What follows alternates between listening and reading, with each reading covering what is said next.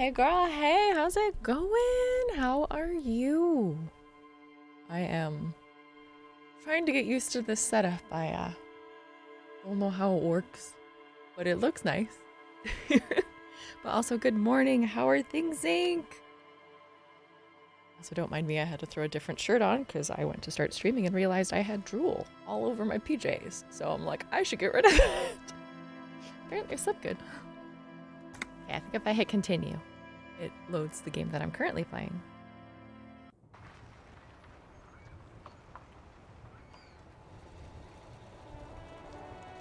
Okay.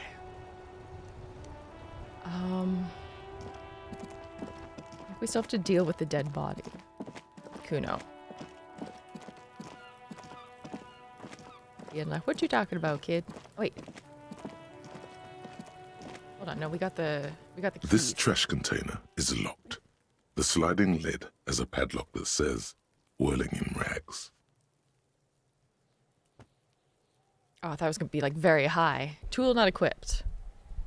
Oh, so I can equip the tool. Okay.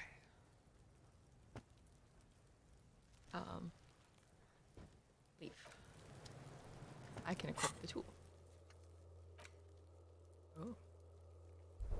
Oh. Okay, so this is telling me everything that's going on and what I can do. The tasks, I assume, are just telling me what I have to do.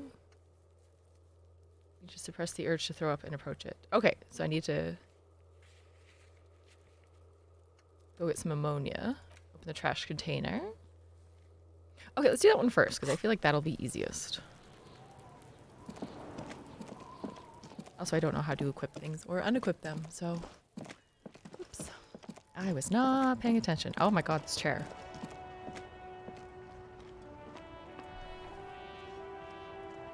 A bit loud. Oh wait, what's this? Okay, let's right click.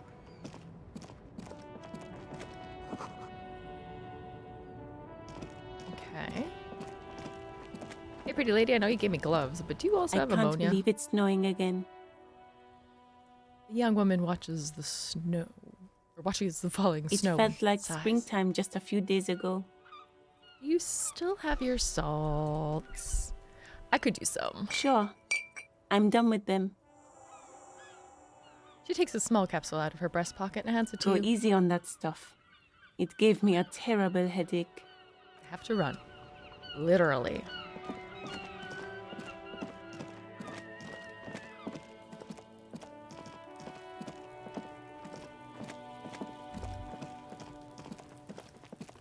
There he still is, looking right through you with his white eyes. The body below is entirely dedicated to that corpse smell.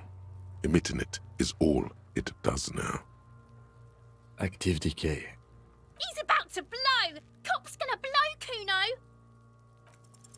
The ammonia only makes it worse. Oh The no! combination forces tears out of your ducts. You manage to keep it in once. The second time, not so much. Dang When it! the vomiting is done, your cheeks are wet with tears.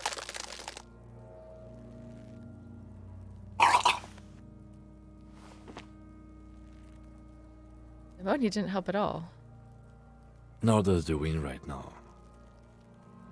You feel the lieutenant pack on your back. I've seen dramatically. strong men turn themselves inside out for hours. You are facing tough odds here. Alcohol withdrawal makes it considerably harder.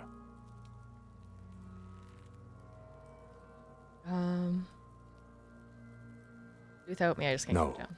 This is a two-man assignment because it needs 2 officers to complete. I need your help. He withdraws his hand and looks you in the eye. You need to get your shit together. I want to get my shit together. Okay. We should go talk to the locals. Find something else to do while the wind changes.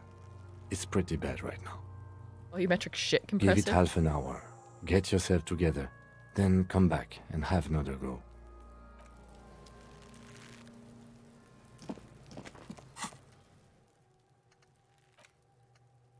Problem your shit apart rather than unbecoming a cop and human being. I suppose it's opposite to keep it together, compose a small area to shit compression, squeeze bunchings together for 30 minutes. Do something similar with 2 hemispheres of your brain. Talk to people, maybe that will help. Huh. Oh, Hobocop's already 39%. It is good. I definitely not loading this. What? I deal with my mistakes. This chair just keeps slipping. Like that maybe? Oh, we gotta get the ladies on the screen. It's my turn with the ladies. Alright. Do I have the salts?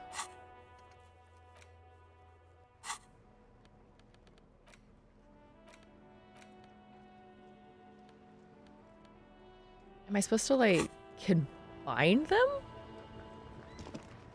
I can't believe it's snowing. It felt like springtime. Sure, go easy on that stuff. Okay, so now I have them.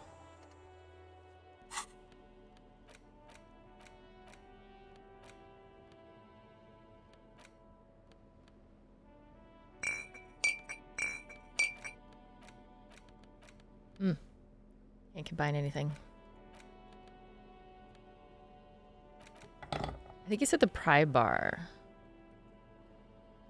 Secret orbs in shady areas? I don't think we've encountered any shady areas. Let alone secret orbs. Okay. This trash container is locked. The sliding lid has a padlock that says, "Whirling in rags." I stand Kim so hard. I don't know what that means. Are you trying to say stan? That's a thing, isn't it? Jam the tool under the lid and pull. Force time isn't happening. You've jammed the pry bar under the lid, but it just isn't bending.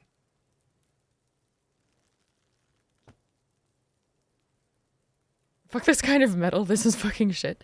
Okay, so honestly, what I would do personally in this situation is just hang from the pry bar. There's a creaking sound as the pry bar slips under the lid. You hang from it like a moron, huffing and puffing. Clearly the technique is wrong, but nothing else comes to mind. Kick the container?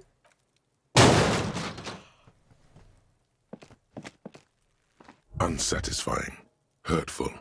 You hear a ringing sound, but not quite hollow. The can seems to be full. Fuck this fucking piece of shit. The quality of metal is not the problem. From what I see, it's sturdy enough. Well, then I can't pry it Let's open. ask the manager for the key. This is clearly not working. I thought I already asked the manager for the key. What? I'm loading a game again? Yeah, it called me out. A lot of things call me out. I can't believe it. Sure, go easy on that. Yes, last quick load. I deserve a call out. Yeah, no. Okay.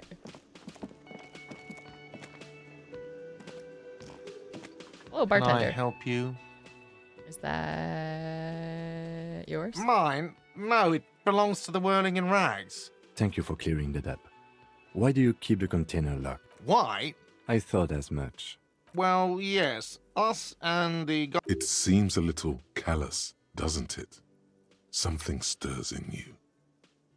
Wonder what this feeling is? Prod at him and find out. What if I told you I'm... Oh, wait. Yeah, we already said that. We need those keys. What do you need them for? It concerns the case. Please cooperate. Just bring them back once you're done, please. Goodbye. I thought I got them last night, but maybe I messed up and died. I didn't get them again. That sounds like something I would do. Run, Forrest, run!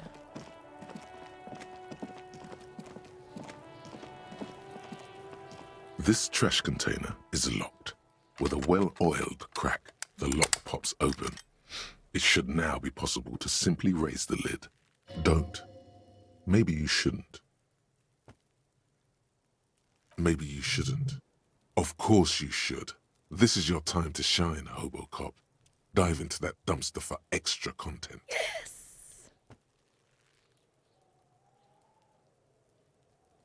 What's this? Just the feeling. A warning from some part of you. Open the lid. The smell of rotten food rises to greet you. You see soggy cartons, dirty rags, and organic waste. We're just in time. This hasn't been emptied for over a week.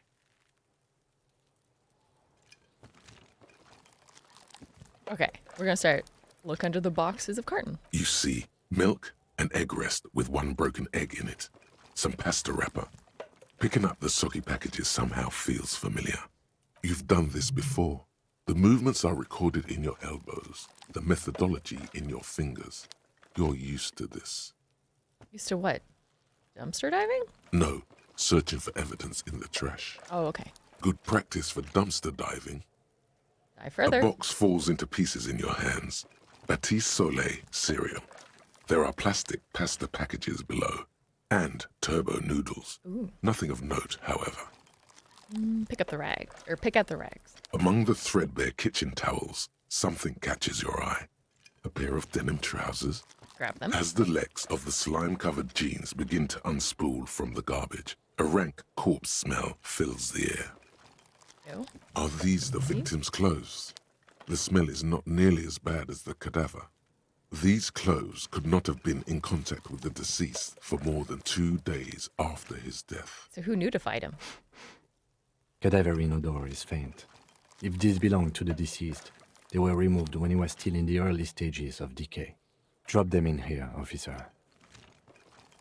The lieutenant produces a black plastic bag marked evidence from his pocket. By early stages, do you mean these were taken from him no more than 2 days after his death? Yes. I think the clothes were taken off to get to that armor he wore, then discarded.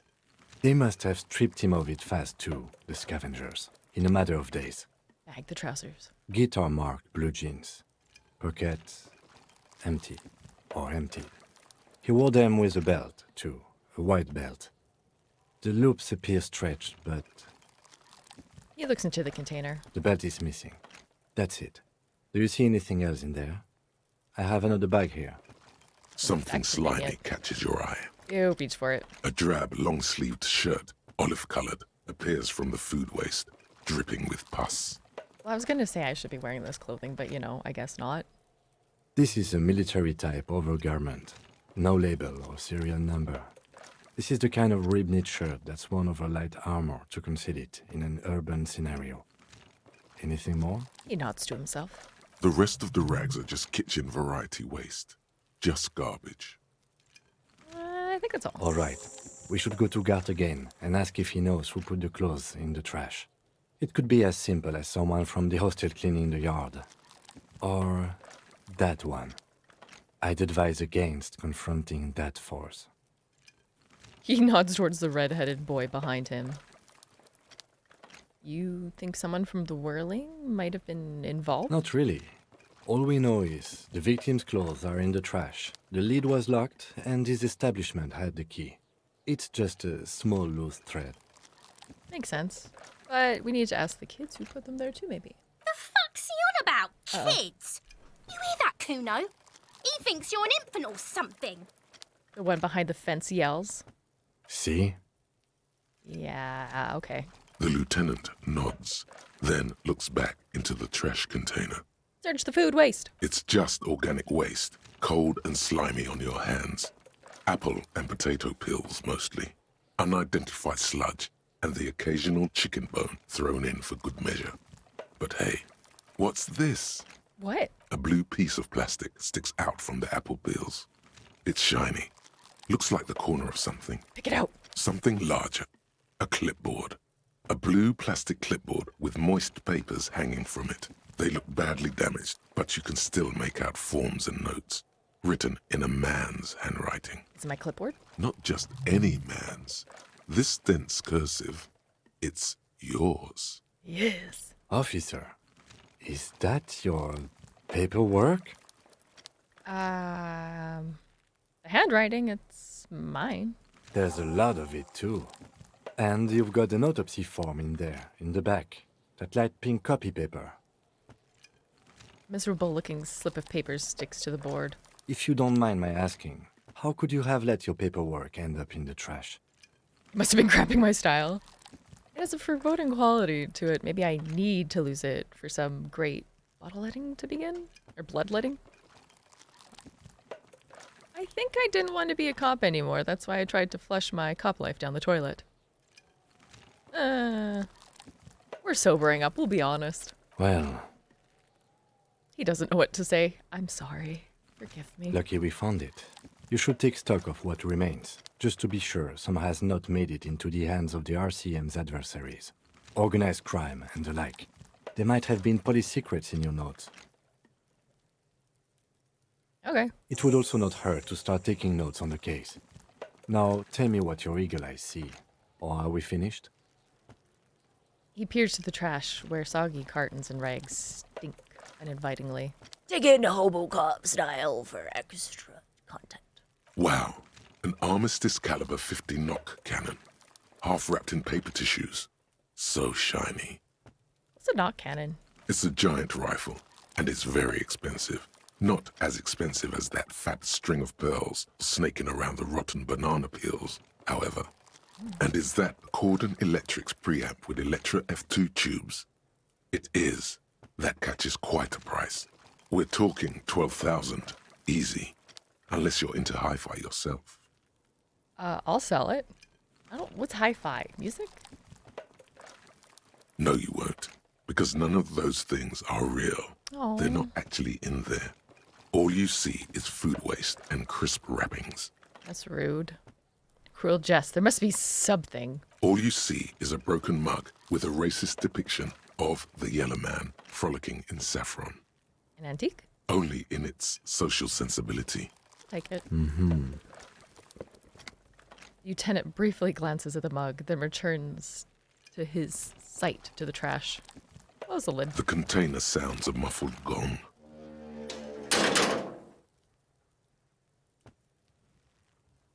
That's one thing off the list. I think we got it all.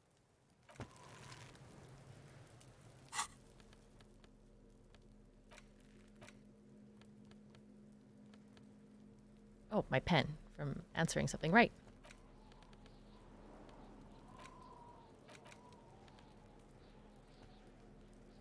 Ledger you found at the trash is full of notes written in man's. A closer look, maybe it can be salvaged. Oh. Where's the use button in my inventory?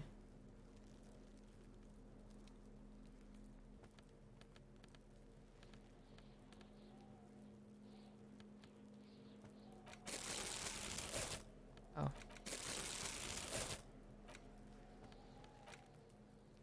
It's the ledger you found in the trash. A pitiful cabbage of white and yellow papers hanging from plastic board, barely held together by a metal clip. This sad display is made complete by the faint smell of urinal cleaner. I didn't realize. I thought that was just the, this is the stuff you interact with, but not the actual interact. Okay, anything else? There's a piece of toilet paper, or is it cleaning tissue? No, it's toilet paper, desperately sticking to the back of the blue plastic clipboard. Continue. It's a metaphor for you. Inspect the toilet paper? It's just toilet paper sticking to the back of the plastic clipboard. You can take it off if you want. Take it off. Still wet, the toilet paper peels off the plastic easily. All you have to do is shake it off with your finger and voila! The ledger now looks marginally better. Inspect the clip! An aluminium block runs the width of the board, biting down on the paperwork. Its crocodile teeth are the only thing keeping the papers together. A regular pencil, the tip worn down to nothing, has been attached to the clip. I don't want to run my finger across it because I feel like I will cut myself because I've done that in the past. That's me though, I'd do it. The surface is interrupted by a silvery sticker. It's rectangular, sparkling with iridescence. You don't know how you didn't notice it before. Continue. Looks like an official mark, made to be low visibility outside the right circumstances. Hey, Lieutenant, what's this? What? That thing. It's a halogen watermark. We use it for adding information to RCM property. He's lost in his own notes. He takes a moment for him to see it. Interesting. What kind of information? It depends. Aside from an anti-counterfeiting stamp, mine has my station number and address. The information varies by date of issue. How can I read it? Any capable light with the right wavelength will do. Like... All RCM vehicles have headlights designed to reveal halogen watermarks. Mine too.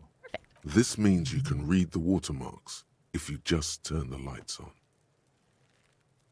That is all, thank you. Okay. He returns to his neatly kept notes. While a bunch of sodden papers sag from the clipboard in your hand, it's a sorry sight. They're not exactly white. They're yellowed in patches by sunlight and alcohol, and covered in dense blue handwriting. Ink escapes into watercolor patterns, reaching its tendrils across entire pages. The paper itself is checkered, with faint red lines, forming short paragraphs. Can I help you, monsieur? Yeah, I don't know how any of your lights work, I'll be honest. It took me 20 minutes to do this. Once in a while, there's a red stamp that exclaims, "Case files commit to paper." The case files themselves are plenty. You count more than 100 sodden, crumpled up, earmarked pages falling apart in your hands. They appear to be sufficiently organized and extremely dense, if mostly illegible. What is in there? What are they about? Work, strife, poverty, the Jamrock Quarter. These are handwritten logs of investigations dating back to January 51, this year. The exact number is hard to estimate, due to missing pages and an odd naming convention. But there are at least 20, maybe 30 cases, undertaken, not completed, mind you.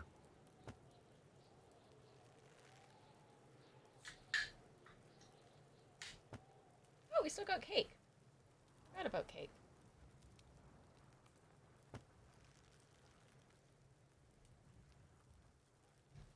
I am excited for cake. Continue. What do you mean? Is that all? That's it? The notebook is annual. It says 51 on what remains of its cover. A molten strap of cardboard. Everything prior to this must have belonged to a previous volume. In short, there was more. Inspect the handwriting in the files. It's inornate, nearly illegible, yet marching in orderly lines. Your hand cramps up merely looking at the scribbles drawn, as by some magnet, to the red checkered margins. Fast, but always straight. There was name of a mentioning committee. Convention. There was mention of a naming convention here? Yes, it appears you employ a, shall we say, robust yet literary system. Each investigation has its case number written on the margins. Yet, still more tellingly, most are accompanied by a name. Oh my. And they're written in capital letters, too. Yes, all caps. One is called The Next World Mural. Another, The Square Bullet Hole Murders. Another yet, The Unsolvable Case. More? Others appear more light-hearted. The guys on a couch in an unexpected location, and the murder at the hookah parlor. Even the rare article-free collapsing tenement. Murder features prominently throughout. It's going to take an effort to piece these case files together, but it can be done. Once you're done inspecting them up close.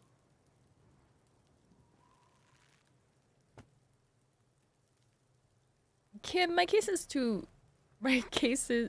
appear to employ some kind of naming convention? You mean the alphanumeric? Officer, precinct, time of arrival at the scene? No, I mean non-numeric one with titles. Oh, you mean the titular? Yes, well, so do I. In our defense, almost everyone in the RCM does. Why's that? It's a holdover from the early days of the RCM, right after the revolution, when the organization had little idea how to do things. It persists in an unofficial capacity. Officers use these titles to refer to their work among themselves. I seem to have named a case the Square Bullet Hole Murders. Again, in your defense, I seem to have named one The man with the hole in his head. That was a real person. His death was real. Still, I named it that, to amuse myself. I pray his loved ones never find out. What happened to him? Rail spiked through the head. He died. It was a workplace accident. Count the pages. I have to open an official case. Is there room? There is, for precisely one more. 15 pages near the end remain untouched by the damage. The checkered grid forms a structure of passages, breaking the case into subtasks to accomplish. Commit to paper using the pen Lena gave you. The tasks you've completed flow out of the kind green ape pen in a brash freehand similar to the rest of the letters. The wording comes easily. It's almost robotically simple, a language developed for mental rigor and simplicity. Inspect the victim's body. Interview the cafeteria manager. Cross the ones you've already A finished. satisfying slash sounds across the paper. You're done, it seems to say. And you, and you. Hell yeah. You're a swashbuckler with that pen, Harry, and it feels good. Feels like completion. Ooh, I got some morale. Things to be done and things already done. The composition of reality. This is an extremely useful tool for a detective of the Citizens Militia. Now all that remains is to name the case. It's cool to see your experiences with this game have been different from mine based on the order of people you've talked to. I didn't even consider that that would be a possibility. But yeah, I guess you talk to different people at different times and you'll have different outcomes. That is fascinating. Also, good morning, Arachnid. How are you this morning? Lieutenant, have you by any chance named our case? No, actually. Any ideas? The furries at home in the mirror? Furies. That make more sense. The setting sun. Shit on a stick. I actually don't have one. I guess the hanged man would be kind of cool.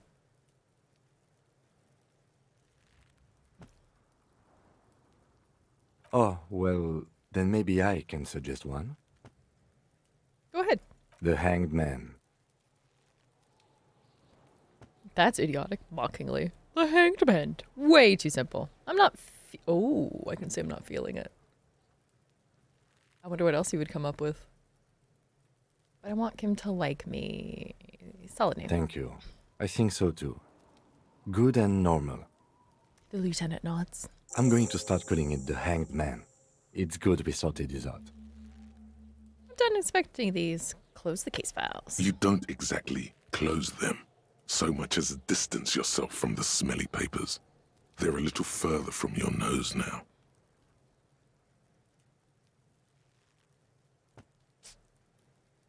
I can retry it, so... It's proving to be harder than expected. Shit. You just don't have the intellectual rigor to patch the quilt back together. No, he dumb. Try again later. Maybe. Browse the yellow papers. In the back, you see thin, translucent copier paper.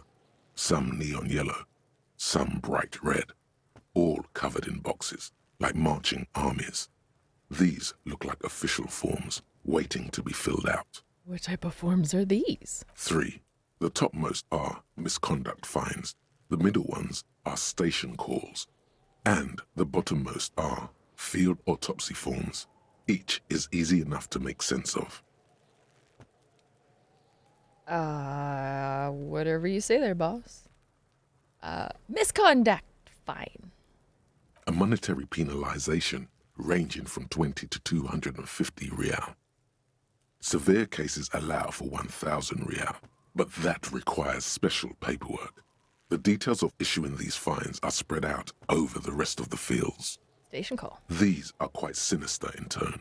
They give a date and time for the person to appear at the specified precinct police station. Below the call are the criminal charges you risk by not appearing.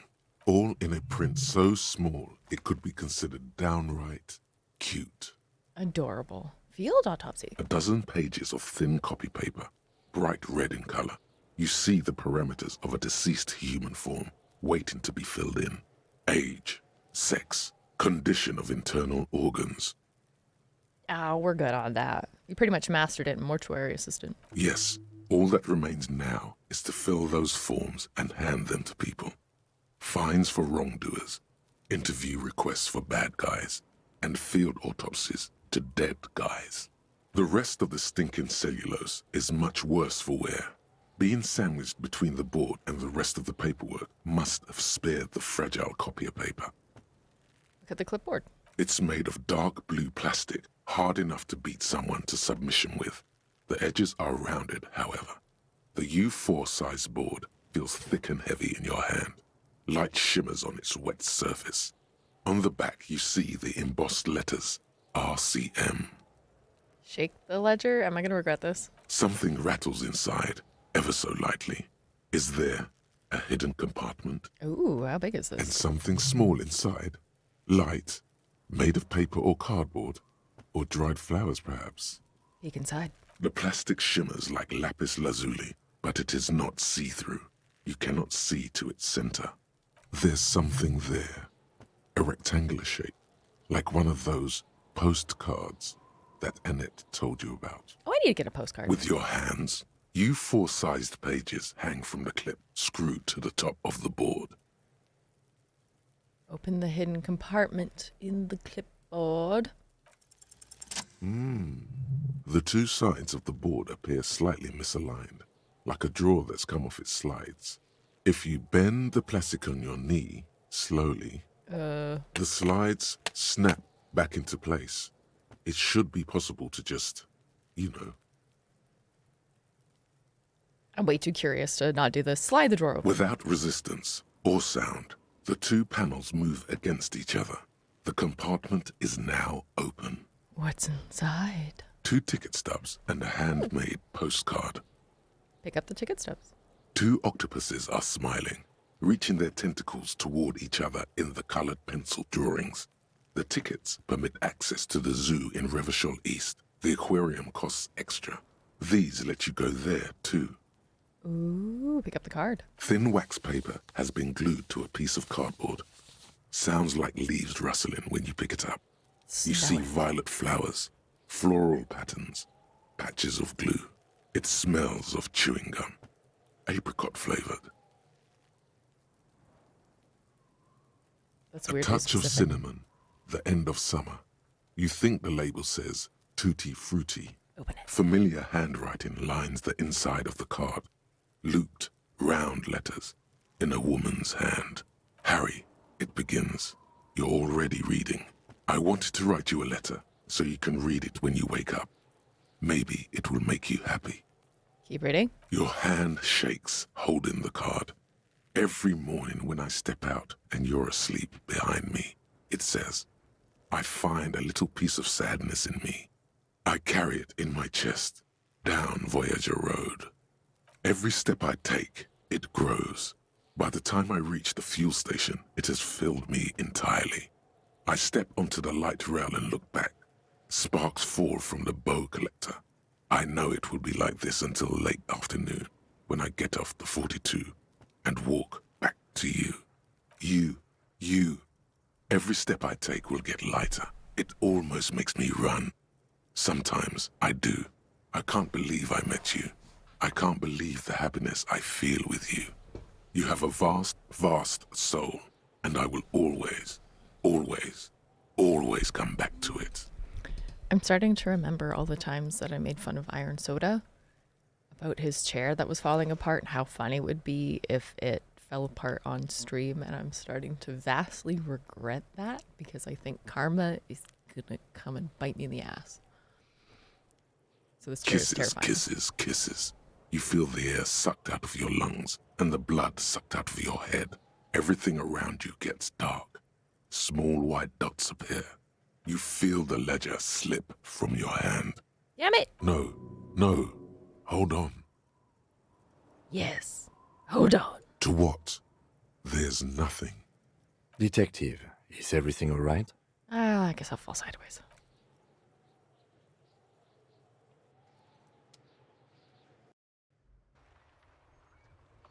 Uh-oh. Uh-oh.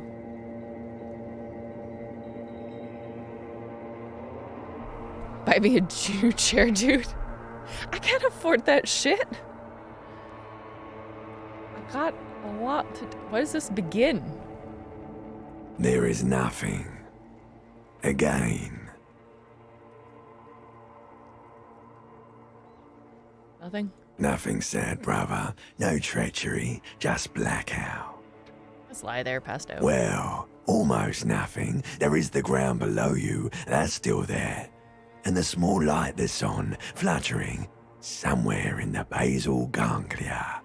Who's that? That's me. Blue eyes, that's me.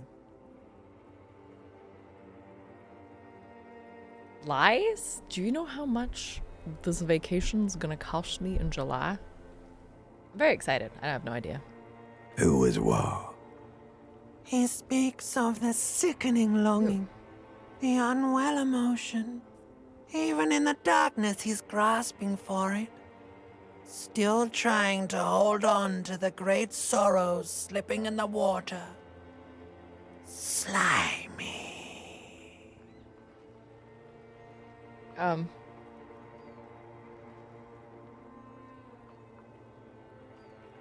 No, I was cool. I'm cool. The cool when you're dead, brother.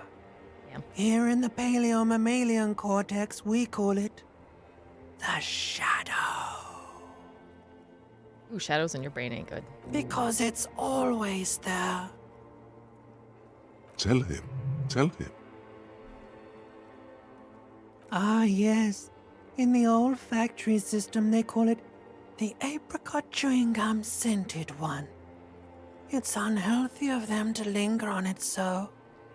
But as they say, what do you do? I guess it smelled nice if you like apricots. It didn't smell nice. It smelled like betrayal. What that... Was that the X-Up thing? The... Where is Voyager Road? There is no Voyager Road.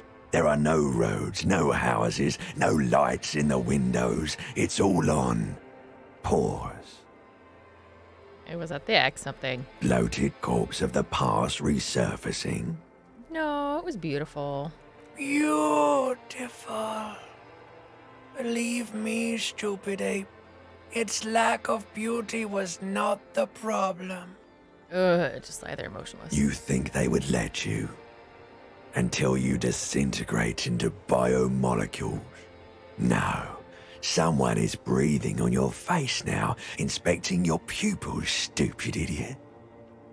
What is that? It's cold. Yes, they're pouring something on you. It's in you. And it's... Probably water. It's delicious. Oh. Glowing lights on a dashboard emerge out of nothingness. Where am I? In the upholstered cabin of Lieutenant Kitsuragi's motor carriage, seated in the driver's basket. The air is thick with leatherworks and heavy fuel oil. Cold water runs down your chin. Drink. Water. The lieutenant is extending a small canister to your mouth. Drink. The water is cold, silvery, the stuff of life itself as it pours down your parched throat. The pounding in your head recedes. The darkness parts. Drink. You haven't drunk water in 2 days. Did you know the human body is not made to survive on alcohol alone? You need a secondary form of hydration. He tilts the canister. With greedy gulps, you down half a liter of cold water. Some of it spills on the driver's seat. The lieutenant pays no heed to it. Okay, lieutenant is pretty boss. What happened?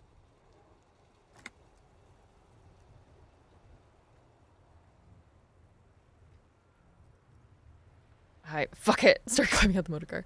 I should ask you the same. You were reading your paperwork. Then you passed out.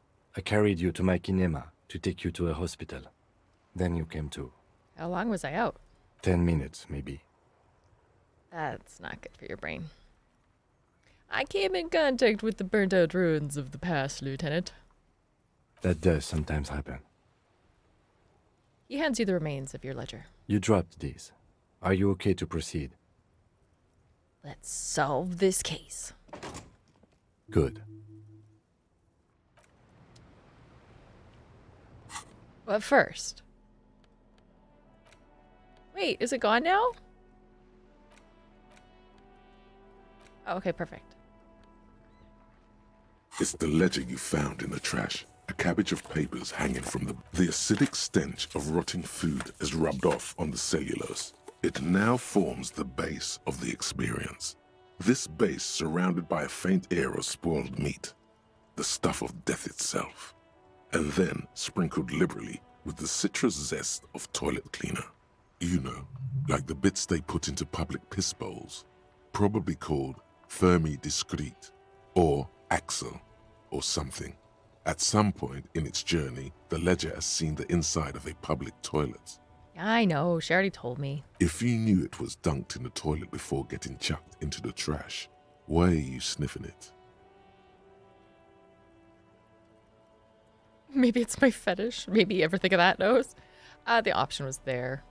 So you wanted to get in on the trash toilet stink collab. Find out what happens when those two get funky together? Okay, pal. This is getting weird and hostile. Sorry, nose. Let's move on. Your nose is somewhere between grateful and resentful. Without resistance or sound, the two panels move against each other. The compartment is now open. Inside, you see 2 ticket stubs and a handmade postcard. Fucking kill yourself? I don't know what this is. It's slightly, ever so slightly, difficult to breathe once you've done so. The drawer is locked. Blue ink drips from the white pages in your hand. Okay, so wait, what does this give me? Empathy. Authority. Oh, it takes authority away. No, I want authority.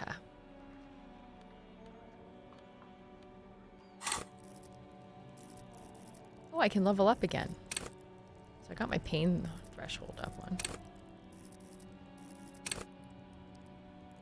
Play the puppet master. I love how apparently you can go through this game without leveling anything up, because I only leveled the 1. You know, it's going great so far. Good first playthrough. I kind of want to do this one because we haven't seen drugs yet.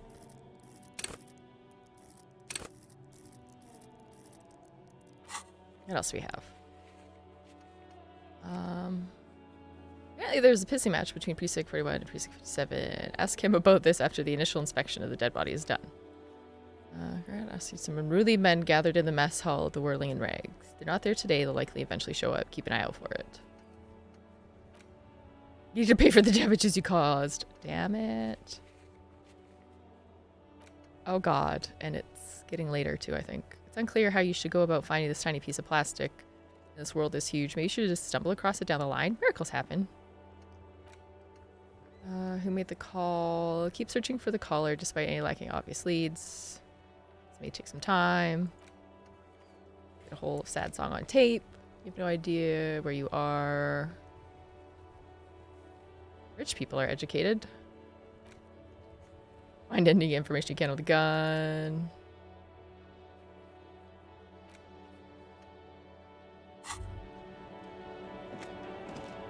Hey, so we've been monitoring you internally, and now we know your Copo type. Wait, what are Copo types? Yes. Guess what's yours? Cool cop? Some type of weapon cop? Sorry cop? I'm sorry, I'm not sure. Oh my god, that's so Canadian. Should I click that one? I kind of want to click that one. I was kind of hoping for Superstar Cop, which is not untrue. I was kind of hoping for Superstar Cop.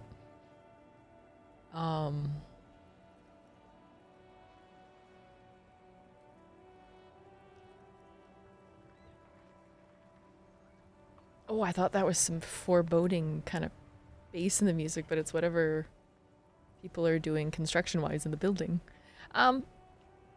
This is such a Canadian thing to do. I was kind of hoping for the Superstar Cop. That is only a ludicrous daydream. Guess again. You're the... Sorry, cop? I'm sorry, I'm not sure. Yes, sorry cop. Oh, shit. The cop who's sorriest. Let's make it official then, shall we? Shit. I'm sorry, opt-in. You know, actually, no, I'm not sorry. I changed my mind. Okay, they should be sorry. Won't the other capo types be jealous? What? Jealous of the sorry cop? I think they'll be fine. Don't worry. They'll be super, super fine. It'll be totally okay. You can dual capo type from sorry to anything. I'm sorry. Of course you are. It's okay. See if you can get something out of this, like info. Or maybe every time you say you're sorry, you get $1 million. Roar! How's it going, 1001? How are you this morning? Oh, just kidding. It's afternoon now. Sheet. I'm definitely some type of superstar.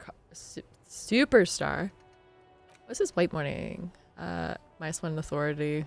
Little guy gets further and further away. See yourself from above. You're passed out in the blue tiles of the hotel room floor. Even from this distance, you can see eyelids flutter. A mention of what? A great white object, letting out sweet smell like a lily of the valley. The little man's forgotten name. But still he remembers the feeling, and look, the moves! The feeling animates him. He instinctively reaches out of the bird, feeling's best friend, a bottle of Commodore Red. He puts on his disco clothes and gets smaller and smaller. No idea. Rigorous self-critique. Uh-oh. Embarrassment to the party. You're sorry piece of shit, a cop who... Patient and flagrant cop monk. This is not the right line of work for you. You should be groveling at the feet of feudal lord, proving a lurid evidence against yourself at a show trial, ripping the flesh from the back of the... What is the... You can't be damn sure it was your own fault. Do you really criticize yourself? Who knows? You might uncover something important from your guilt-ridden past. God damn it. I don't think I want that. I want more authority, not less. Ghosty's gone again. This is a lot of fun. I've been very much enjoying it. Inside, you see a set of steering levers, a radio microphone, a pull-out toolbox, and the soft glow of... All right. How do I turn on the lights? I turn, you press start. It's next to the preheater. He turns the preheater on, waits, and takes his keys and says... The dashboard lights up with orange glow. The rounds per minute gauge jumps, and the engine of the Caprice Canema comes to life with a whiny growl. Like a leopard waking from its sleep, yawning and roaring at the same time. Press the button labeled headlights. The lights unfold with a little click, casting electrical light onto the ground before the vehicle. There you go. I'll turn them off from the remote once you're done. Thanks, Cam. As you hold your ledger's clip under the headlamp, an iridescent hologram appears. A street grid and the veins of a great river.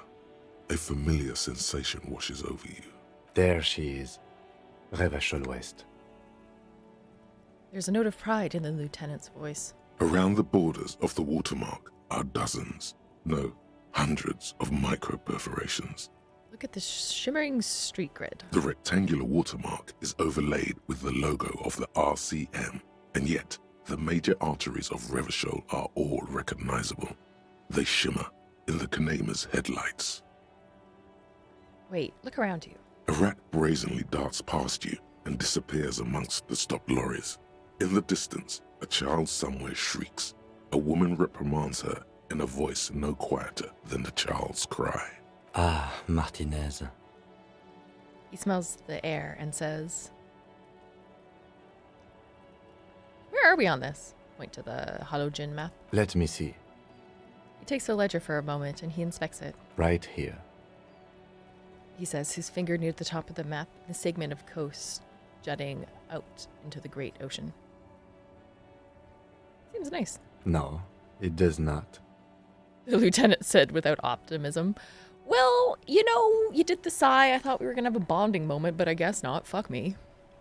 Look at the perforations. There are many of them, and they are divided into 3 separate rows. Tally up the different rows. The first row has 18 dots. A bad. Not bad for what? You don't even know what it means yet. What about the next one? The next is the longest.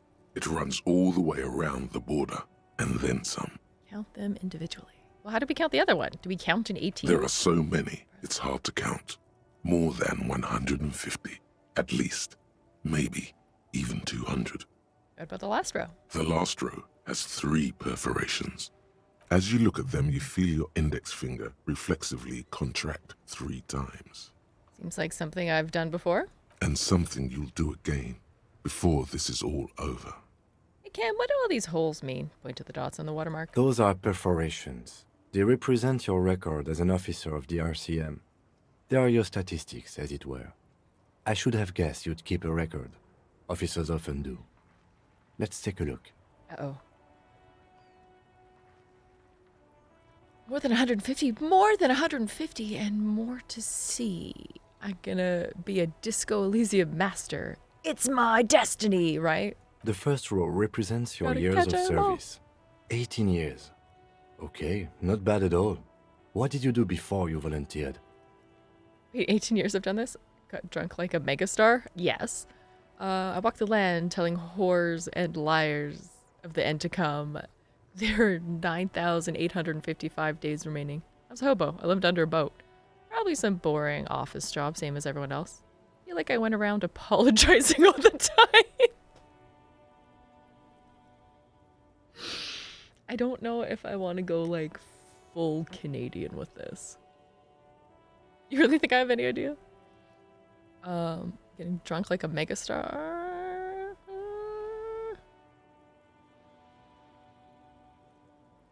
I feel like this is exactly what he's doing now, at least.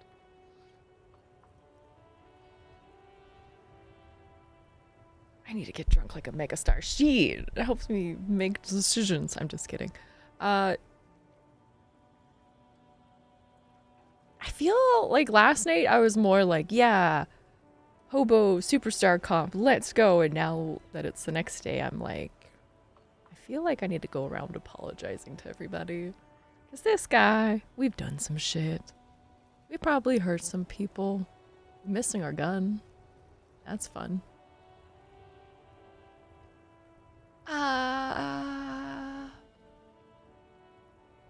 Got drunk like a megastar? Yes, that does seem quite likely.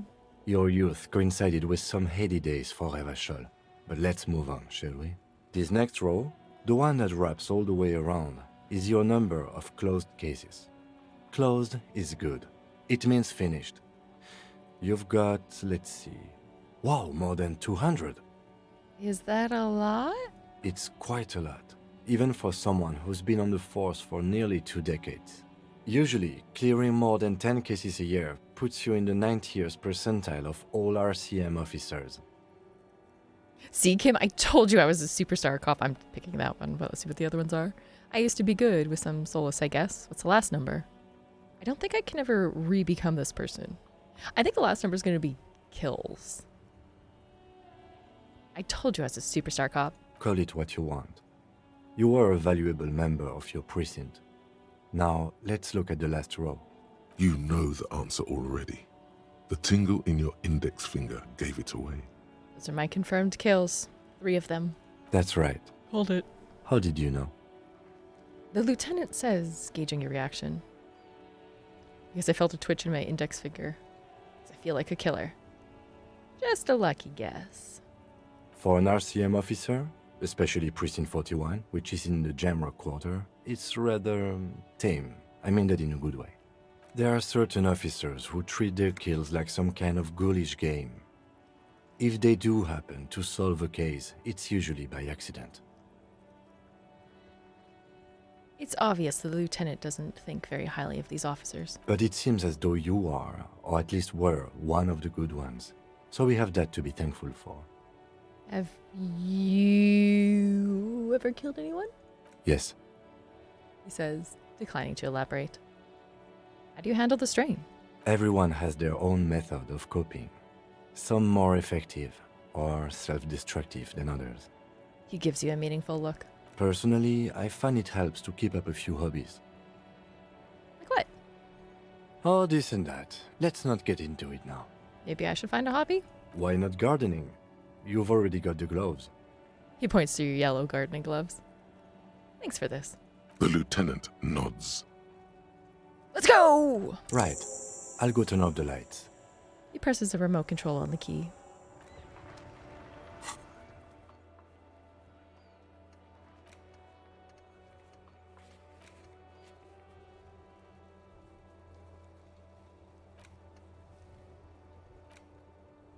Yay! Sleeping dock worker, physical. I don't know what any of these are. Okay.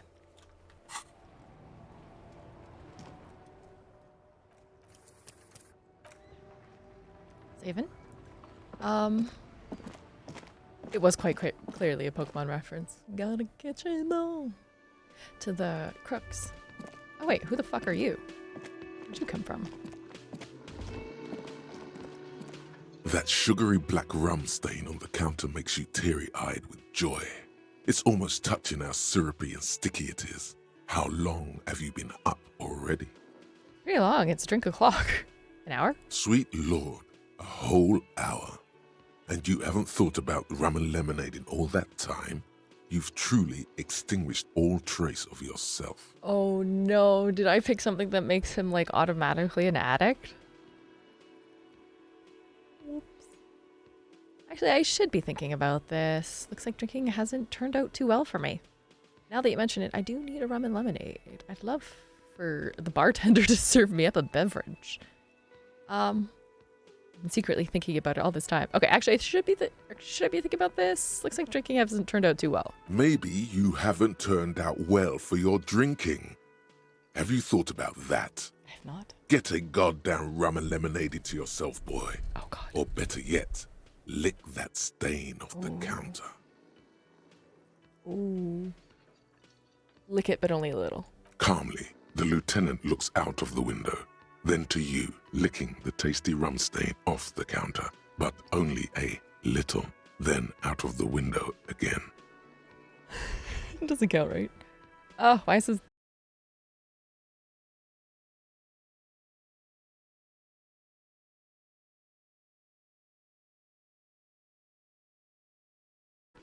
Investigating. I'm an alcoholic who needs to get my hit. I'm sorry, I drafted off to my own thoughts, and now this happened.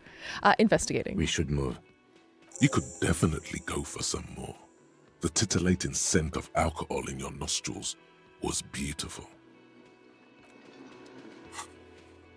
Find booze and drink it. The hangover feels really bad. You have to take the edge off. Find a bottle of alcohol and put it to your hand. Equip the health slot in your inventory, and the magic will happen by its own. Okay, so here's my thoughts on this. Kim makes me want to be a better lieutenant or police officer. You gotta spend money to make money. Money's what really matters. Say money can't buy you happiness, but it just means you don't have enough money. Invest your money wisely. Can I pickpocket him though?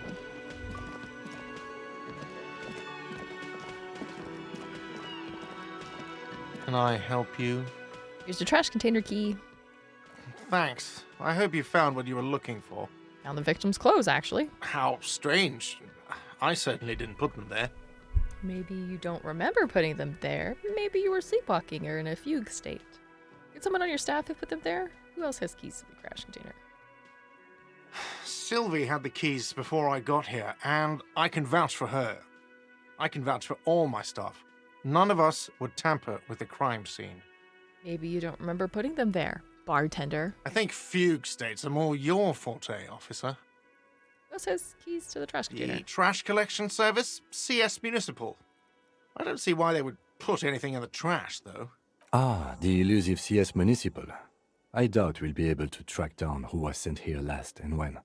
This will have to be one of those little threats that solves itself down the road. Thank you anyway.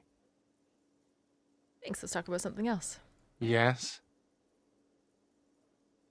Can you pour me a drink? Do I have a shaker in my hand? Is this a shaker? He points to his empty hand. Say nothing. Am I wearing a little bow tie?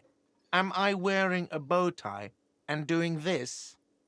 Shakes the imaginary shaker furiously. Am I smiling?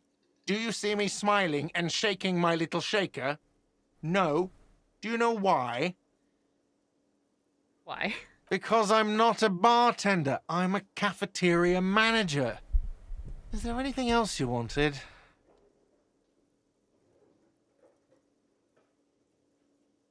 Fine, it's something else Like I needed. what? Goodbye.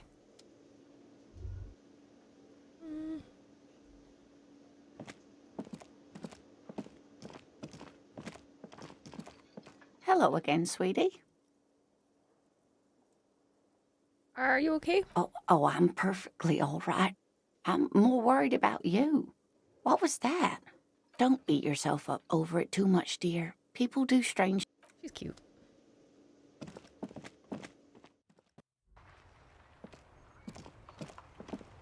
Oh wait, the wind is no longer blowing.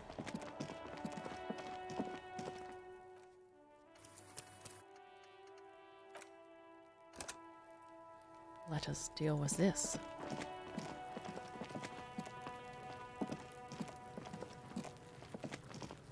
Can't you see I'm throwing rocks? I got questions All for right, you. entertain the Kuno. Show me what you got. The kid moves his hands like a basketball player dribbling fast.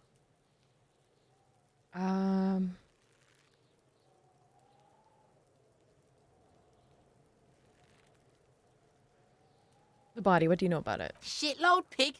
What's your question? Don't tell the pig shit, Kuno. This is where you quickly ask him questions. Real cop questions. Do you know like who a cop. he was? Kuno's fuck imp. Kuno uses the fuck imp for target practice. He could have just said he doesn't know. You could have...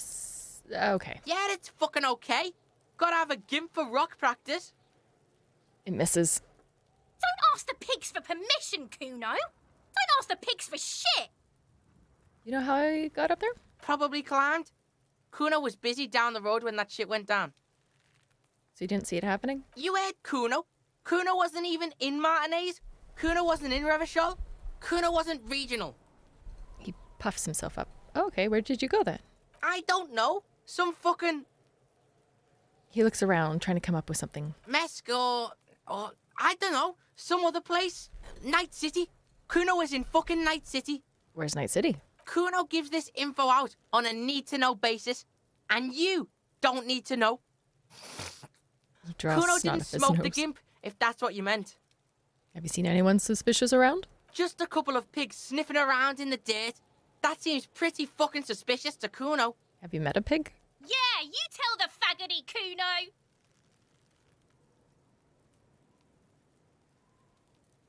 Oh, right, I don't... Streamer mode's still on, is I don't know. More on this later. Right now, let's talk about something You're else. testing Kuno's patience here. Get lost, Oh, there it is. About the crime scene. You kids often play in this yard? Right, pig? This is where Kuno plays with his little wooden choo-choo. What do you want with it? The dead man's clothes were put in the trash container. Point to the container. How did they get there? Yeah, Kuno doesn't know shit about that. That shit is beneath Kuno. I need to know it could lead... Or it could be a lead investigation. Someone may have tampered with the murder scene. Listen. Kuno doesn't care about this small-time shit. Just listen. Kuno saw what you did there, dumpster diving. Sad shit. Don't you judge, Hobo Cop. Kuno could hook you up with some sweet rags. Shit like Kuno's wearing. Your size, good price. 500 real. Dude, I'm trying to get 100. I can't even afford that. You'd have to be blind not to notice the giant white letters F-A-L-N running down his trouser leg.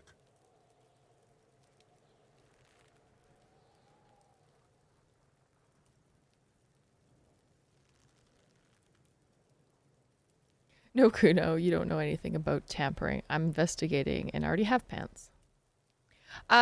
Wait, I asked you what happened to his clothes. You must have seen them laying around. Look, Kuno ain't seen shit lying around, except for that up there. Now, you want performance gear or not, Grandpa?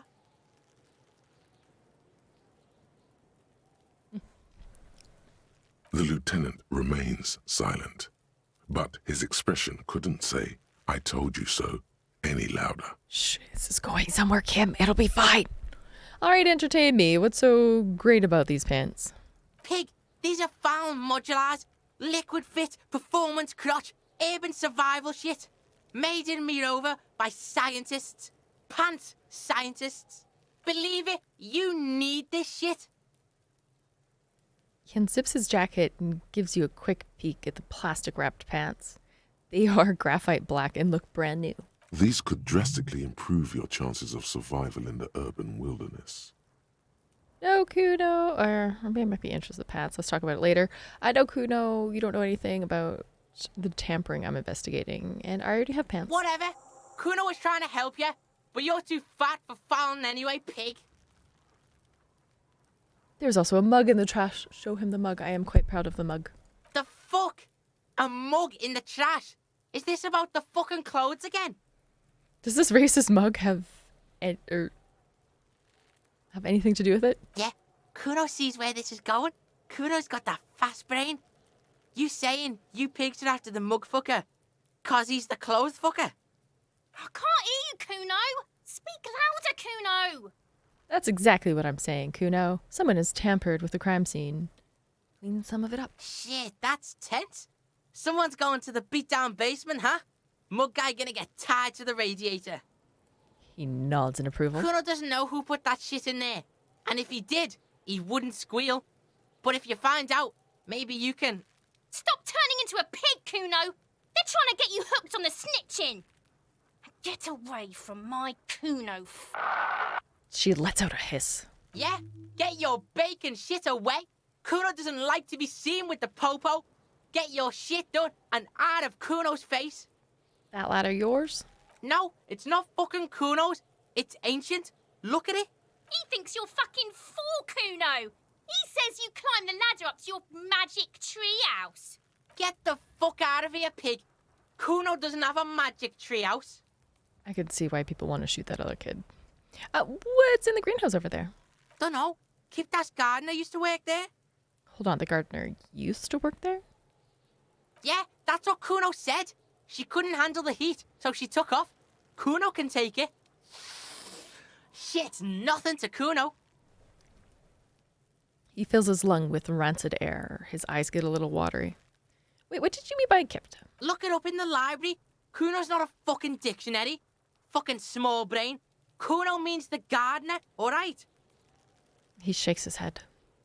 You mean the young woman by the whirling rags, that gardener? Look, Kuno doesn't explain shit. Kuno just says shit. He looks at you in the eye and nods, as if agreeing with himself. Yeah, whatever. Kuno doesn't give a shit. I gotta ask, who's Kuno? Kuno's Kuno, pig? The boy points down to his chest with both thumbs. So you refer to yourself in the third person? The fuck are you calling a third person? Kuno's the fucking first person? Okay. Watch out, Kuno! He's trying to fiddle you! He's gonna put his hands on you! The thing behind the fence starts squealing, shrill and violent, like a fire alarm. Help! Pig's got Kuno! Help! Rape! The sound gets louder as the child shouts at the windows overlooking the yard. Help! He's got the Kuno, help! The boy joins in. Everyone can hear. You need to get the hell out of here before. Not doing anything, see? Or just answer the questions. Help! He's digging his dick out! Escalate, Kuno! His dick is out! You're afraid! Pigs in here, Kuno! Somebody, please! It's full blast now. The wind carries the message far and wide across Martinaise. Nip it in the bud before it gets completely out of hand. Right on his cheek. Just a light tap to scare him a little. It won't kill him. No, because last time this killed me. Don't punch him. It's a bad idea. Back off. What? Are you high right now? Help! Misters, help! He prances about, eyes bulging out of their sockets, rolling hard, yelling at the windows. He's flashing Kuno! He's showing his genitals! If you don't help Kuno now, it'll be too late! Look, Kuno whispers as you retreat, vanishing I inside. know you wanted to hit me. You got that, I'm gonna fuck that Kuno up look. The Kuno's dad gets. The murder look. The rage look. I want to go back to that thought.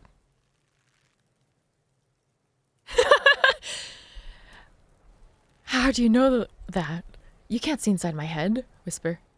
Can you read my mind, Kuno? I didn't act on it. It was just a fantasy. I know what you thought. I'm gonna fuck that Kuno up. I'm gonna shut that shit down. You know what? You should have, because now He raises his voice again. you're nothing. You're a joke to Kuno. Kuno laughs at you. King Kuno! He spreads his arms, taking dominion over the yard. This chair is just up and down. Kuno turned you into his prison, bitch! You're gonna be in this shit with Kuno! No, you're not. We can just leave. Bitch, you're gonna be in this shit with Kuno forever! The pillow-headed critter doesn't let him finish. Whatever, I had some questions about the crime. Okay. Kuno is kind to his bitch. Ask your questions, but remember, this changes shit. He taps his temporal lobe. Click, click, click, click! Goes, oh. Meaning, there's been a change in some kind of evil clockwork. There will be consequences.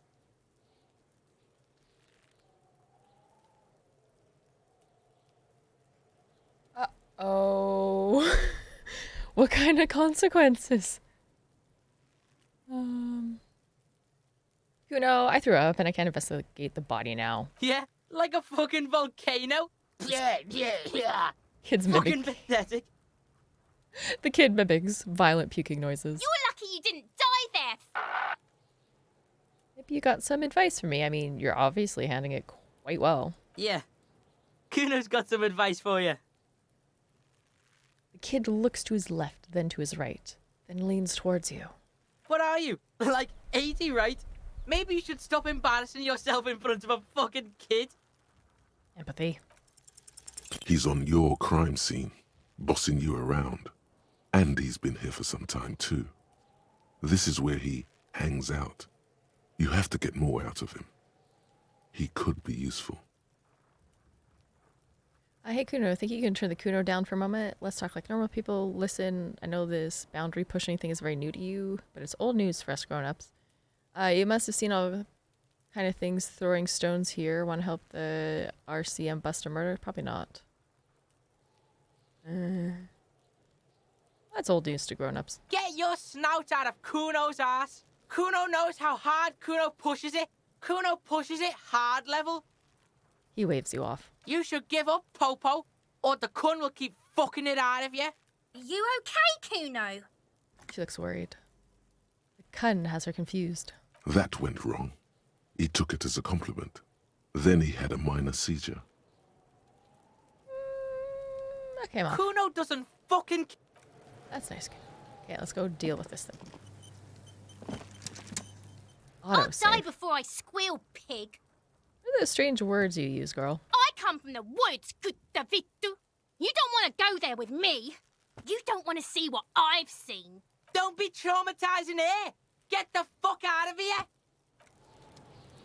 I'll die before I squeal, pig.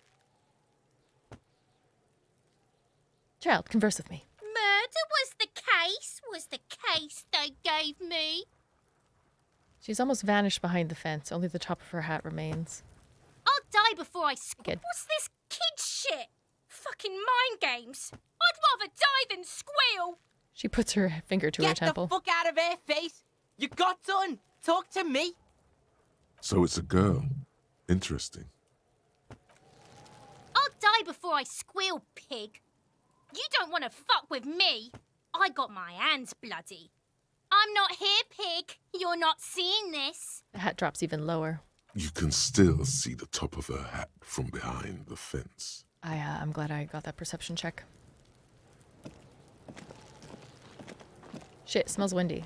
There he still is, Sounds. looking right through you with his white eyes. The body below is entirely dedicated to that corpse smell. Emitting it is all it... The ammonia only makes it worse. The combination forces tears out of your... The second time, not so much.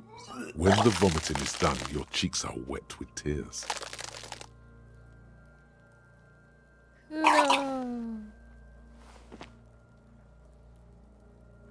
Nor does the wind right now. Damn it, I I've seen strong men turn themselves... No, you need to get your shit together. No, it's not, officer. No. You will get your shit together. For a moment, the hanged man appears to smile. His lips are... Bitch fight, see? Bitches about to kill each other, I think. We should go and do something else. Give it half an hour. I was just gonna load because I think that was the wind. That was the sound I was hearing. Why can't I go up the ladder?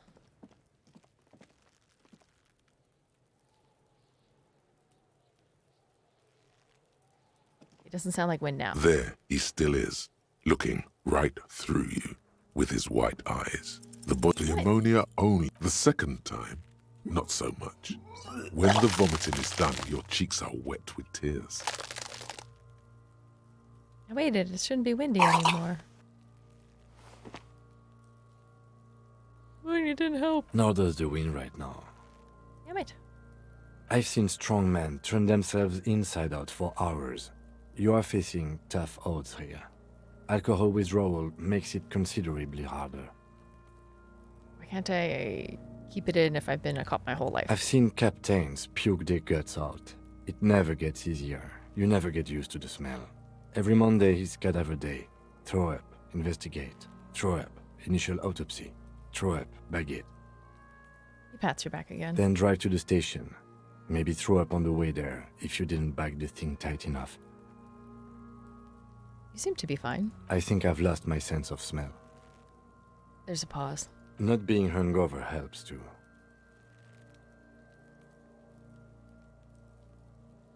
Can we do something else? I think I want to do something else now. That's probably a good idea. Clear our head. But before we can do that, He withdraws his hand from your back and looks you in the eye. you need to get your shit together. I don't want to get my shit together. Oh, okay. We should go talk to the locals. Find something else to do while the wind changes. It's pretty bad right now. Give it half an hour. Get yourself together. Then come back and have another go. I gained a thought. Volumetric shit compressor? Oh, okay. Oh, damn it. Well, I gotta get Hobocop first. And then we'll, do that.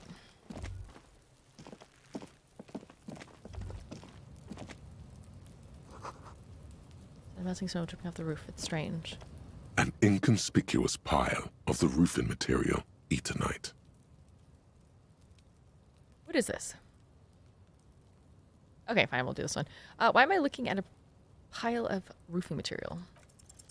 Because there's a secret door hidden behind the panels of Eternite. That's why they're too orderly. Well, the panel's aside. There it is. You see a shabby little door.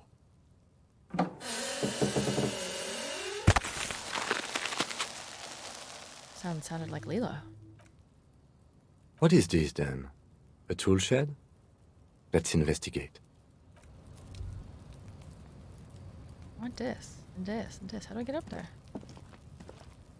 Need to go on the roof somehow. Ooh, looks like I can get up through here. See a container you can't open? That one thing. Silver plate with traces of bone and yellow powder. Be still, my beating heart. It's amphetamine. Sweet amphetamine. Oh, why is there a pig head? I don't like it.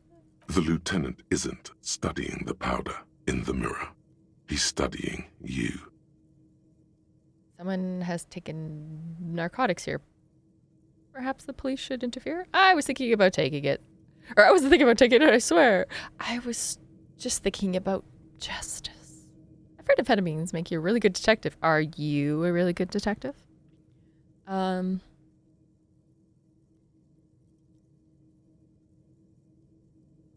Let's continue on the messy cop. Of course, detective. Swift justice. Don't worry, we don't have to investigate every trace of narcotics. The lieutenant points to the ladder in the corner. Yeah, swift, lightning justice. Faster, harder, Justicer. Well, that's going to be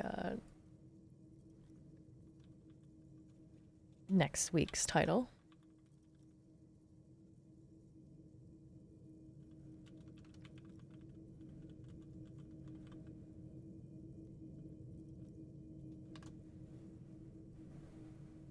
See that ladder there? It's probably another way into the industrial harbor, no?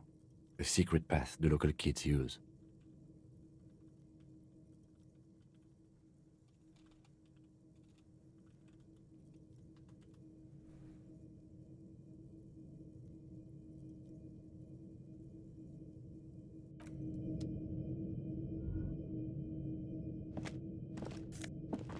Ooh, yes. Get out of the way or get fucked up.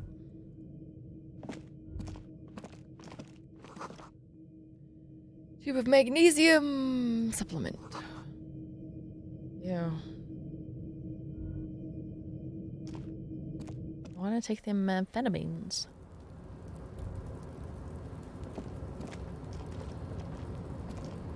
Oh wait, hold on. Full of rainwater.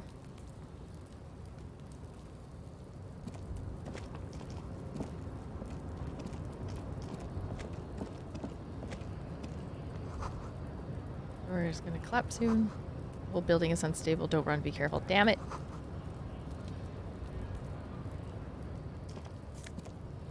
What's this? Postcard. Nice.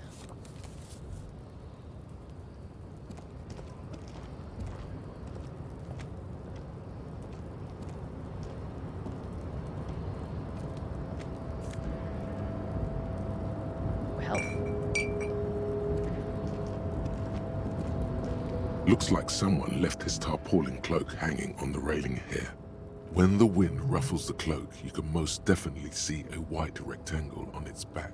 You son of a gun. It's a cop's cloak. Yes, it's probably yours. It bears the RCM insignia, and you have a habit of being careless with your equipment. He judges the job.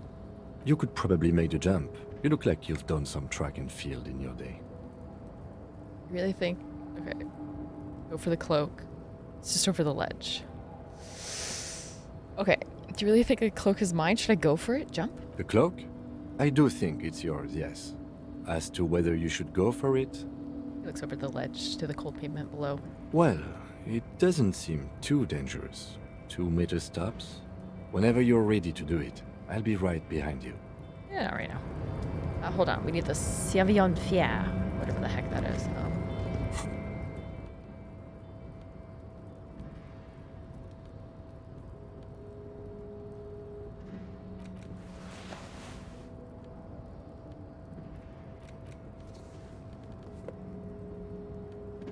I need a higher.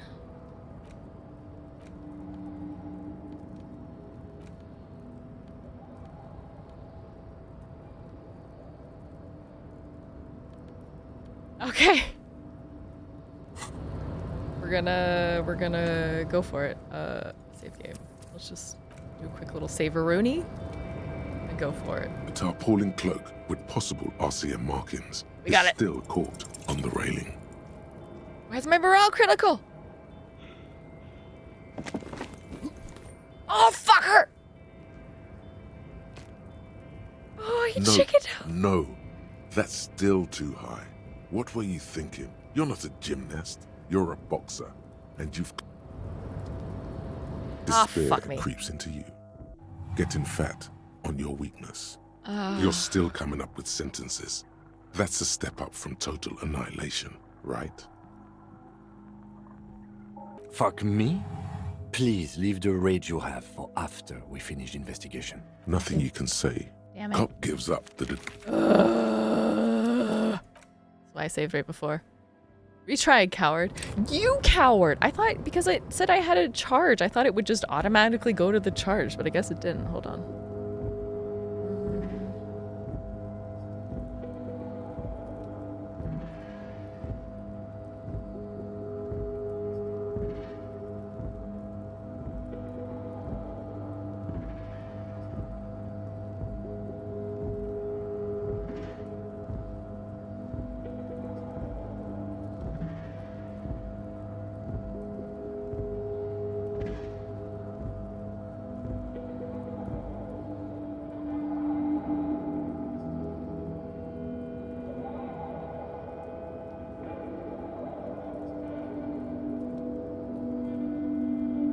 Okay, sorry. My father just woke up. I'll call him later. Okay, we got this. A tarpaulin cloak with possible the wind is aggressive up here. The lieutenant looks at the enormous crane towering in the distance over the container yard. That machine is a Kvalsund 1020 HK. Motherfucker! That's a huge crane!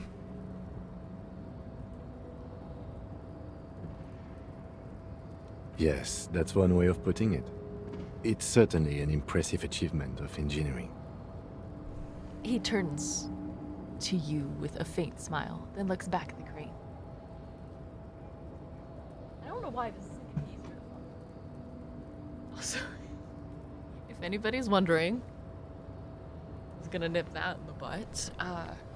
If anyone's wondering why me in a foreign country has a giant bruise on my arm that looks a little bit suspicious, it's not what you think. A certain gentleman whose house I am currently in was showing me where the laundry room was while we were taking out the garbage, and I very, very confidently walked into the door frame. And that bruise is from the box that I was holding, smacking my arm. It was embarrassing. But I digress. Funny. We were focusing on your cloak here. He looks at the sad piece of fabric flapping in the wind. What exactly are we doing up here? What are we doing? We're awfully close to breaking into the industrial harbor. They're bound to have information for us. I thought that was our intention. I was here for the cloak. Or it could be that we are just exploring. He looks around, wind rustling his hair. Let's do it. God damn it!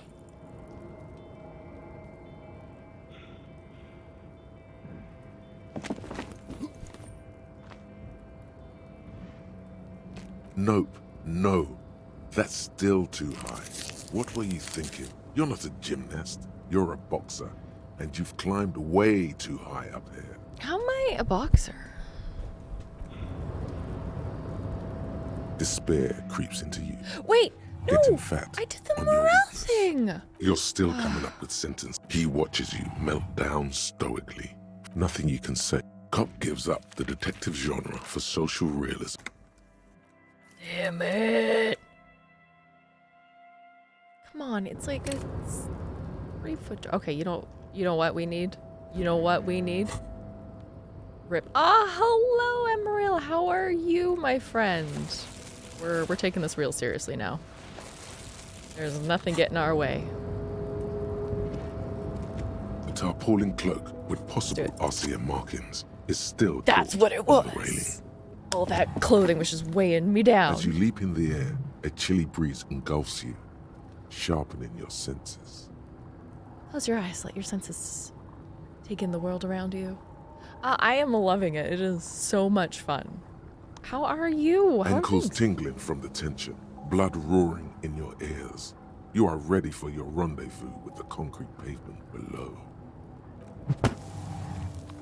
As the concrete floor welcomes you, you realize it's been a while since you felt so alive, alert, capable. Must be the adrenaline. I knew you could do it. My climbing down might not have been as disco as your jump, but at least we can explore the harbor now. With your feet firmly planted on the concrete, the noise of the harbor rushes back in. I want my jacket.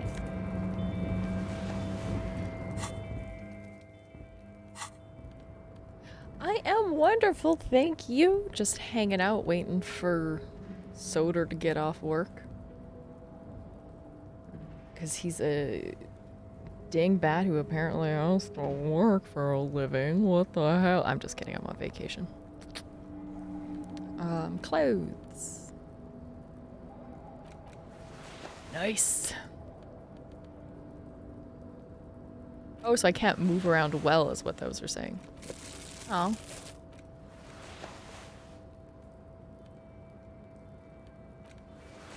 Nah, we gotta keep that on. It's lucky.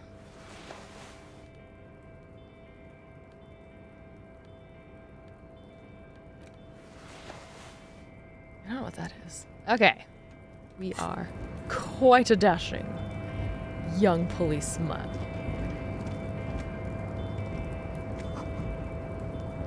Collecting rainwater, okay.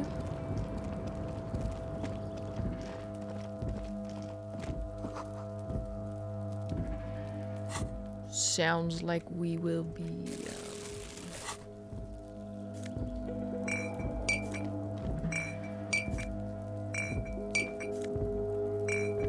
Don't mind me, officer. Just cleaning up the streets, quite literally.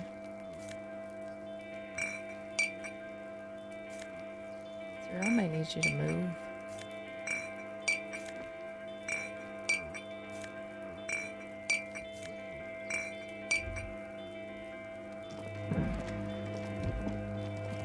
This is the night watchman's booth. The name on the door reads, René Arnaud. This game has a lot of variety. I'm noticing this as I'm watching you play. You found some clothes I've never found. Oh! I am excited. Listen, it's okay to take a few minutes to yourself. Sit down and have a breather. Oops. You need to rest. Your body is aching. Getting in here has taken something out of you. Have a seat. Him, I'm gonna take a quick look inside. If you must. But please hurry. We are pretty easy to spot up here. Oh, right. Nothing incriminating catches your eye. The cabinets are clean and their sparse contents meticulously organized. There's a framed photograph on the table. Looks like the inhabitant is rather pedantic when it comes to order. It's a black and white photo of a young couple out in a street fair. The man is young, dark-skinned, and dressed in a Royal Carabinieri uniform. The girl is smiling playfully at the camera. Why did you take that? The lieutenant asks, glancing at the photo. I would get as high as possible every night while I played this game. I always had weed with this game. It felt like a drug game to me, and it was fun to read high. Yeah, I could totally see that 100%. Like, that makes perfect sense to me. I thought you were talking about getting high in the game, and I was like, how do I do that? I've been trying. Okay, something about this man piques my interest. I think it can be a side thing. Fine. But let's move. I don't want to be seen snooping around here. Wait, no, there's another bottle. I'm making money.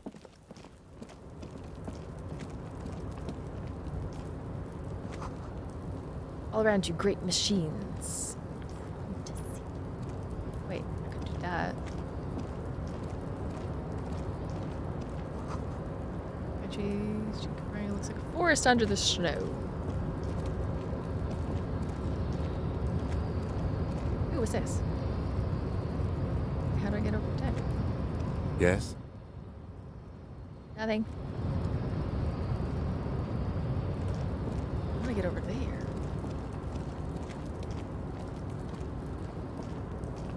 Okay, boys, let's hustle. Let's hustle. That guy definitely looks like a hobo cop, though.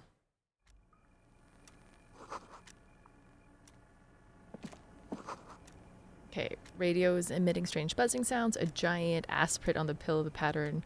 Coffee rings on the arm seat.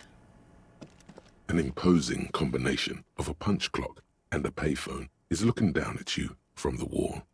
A note on the side says, "Tokens unavailable due to strike. Use change." I don't want to spend money. Oh no, that was stairs to leave. I did not want to click that.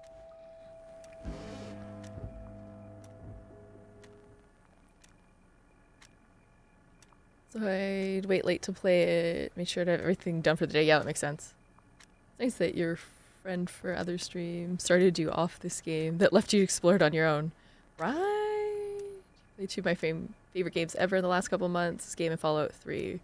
Those are both my top 5 games ever. I can see why. This is definitely probably top 15, if not the top 10 so far. And the only reason I'm not playing Fallout is because I did not pack my save files. What is? Use the interact button with inventory to inspect the book.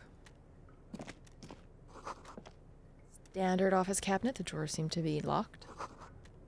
Someone left the coffee machine on.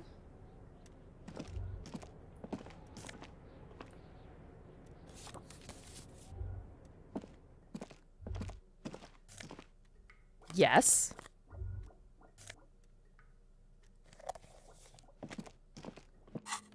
Sorry, this has to happen immediately. Aww. Less one drama. Oh, hell yeah. Look at me go. Oh,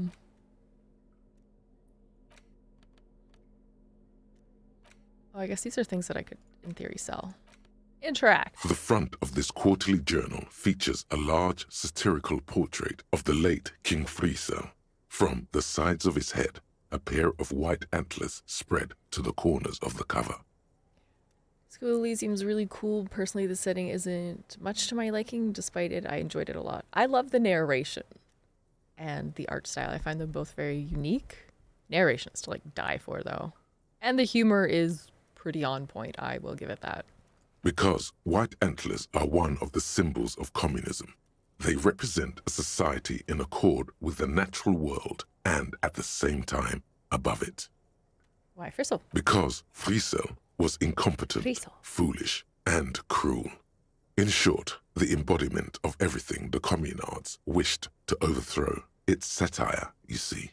Flip through the pages, see what catches your eye. To your disappointment, there aren't any full-color pictures to direct your attention. Just column after column of closely set text, interrupted occasionally by little doodles in black and white. No advertisements, you notice. So who's funding this radical commentary?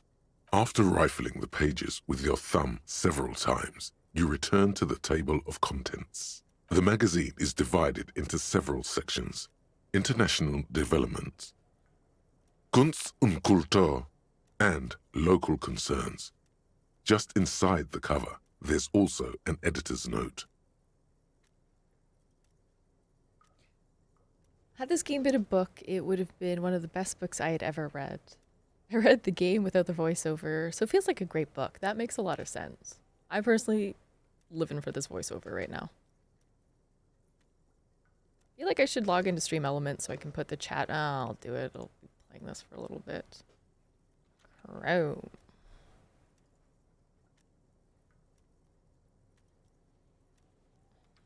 Stream Elements. Log in.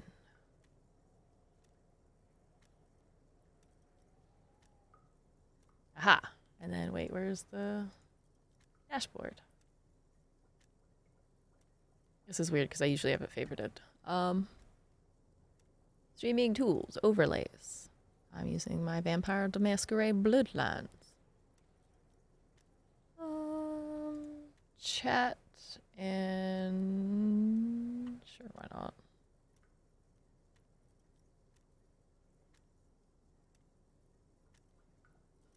Yeah, those games are kind of like interactive books. Yeah, for sure.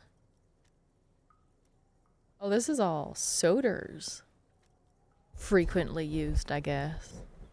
I am disappointed that none of mine are on their soda. Okay, we want it down a little bit, maybe there. Nope, up a little bit. I still play through Planescape Torment. Ah! What is that game about? Is it similar to this?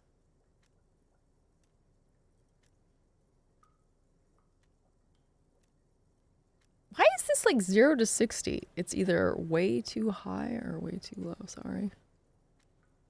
We're just doing some...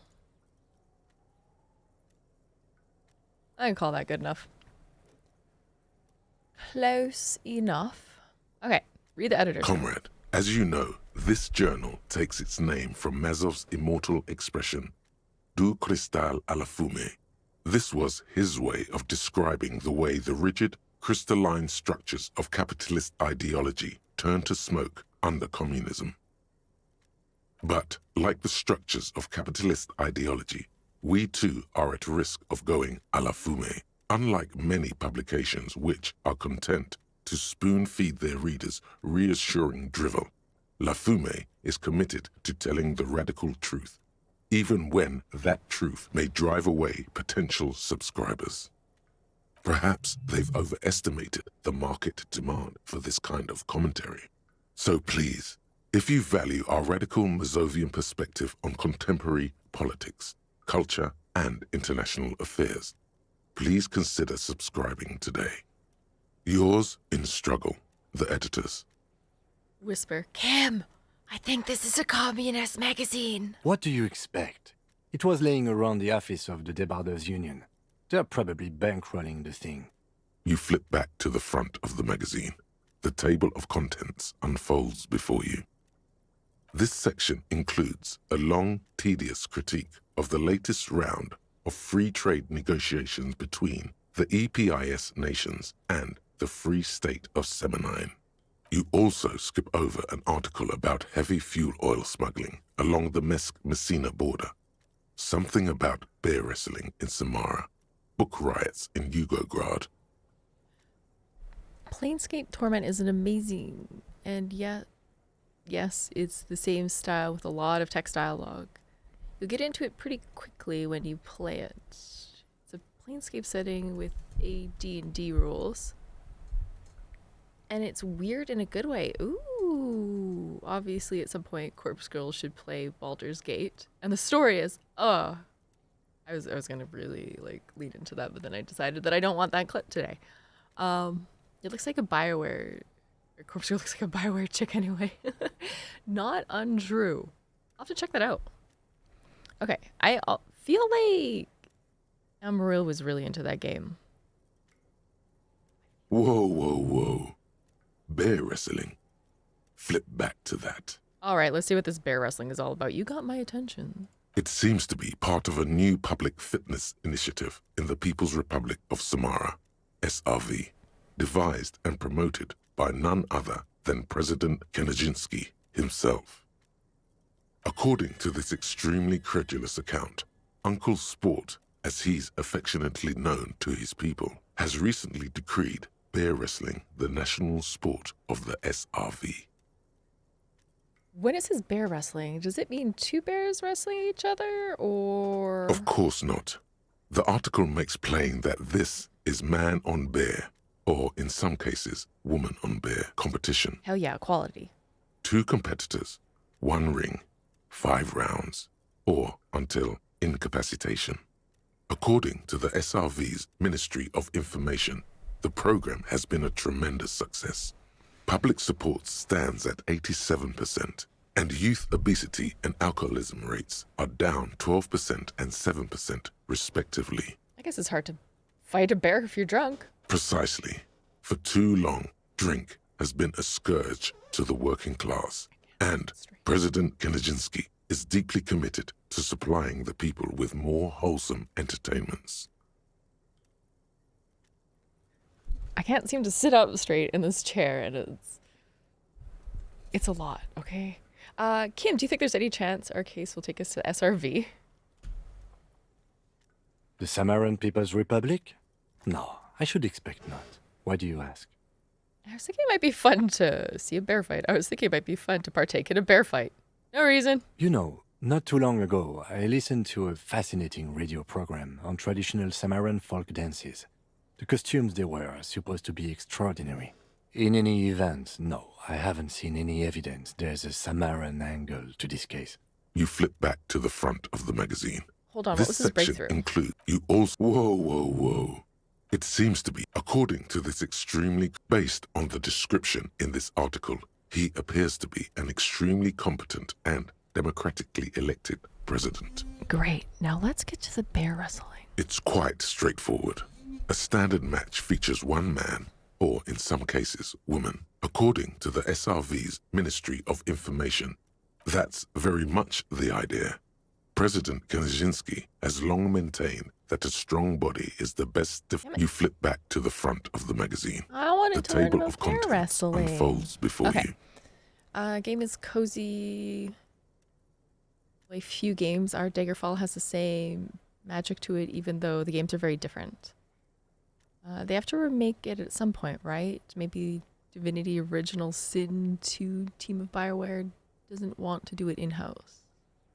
It would be great, but BioWare today is 0% what it was 20 years ago. That is very sad.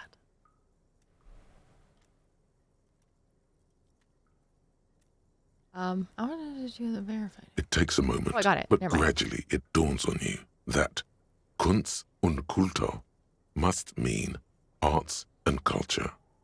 Kunst. As you leaf through this section, you come across several reviews of recent radio plays, as well as a brief artist spotlight featuring a local artist identified only as CS. The main feature, though, is a long essay titled Tip Top Tournée, a critical Mazovian perspective.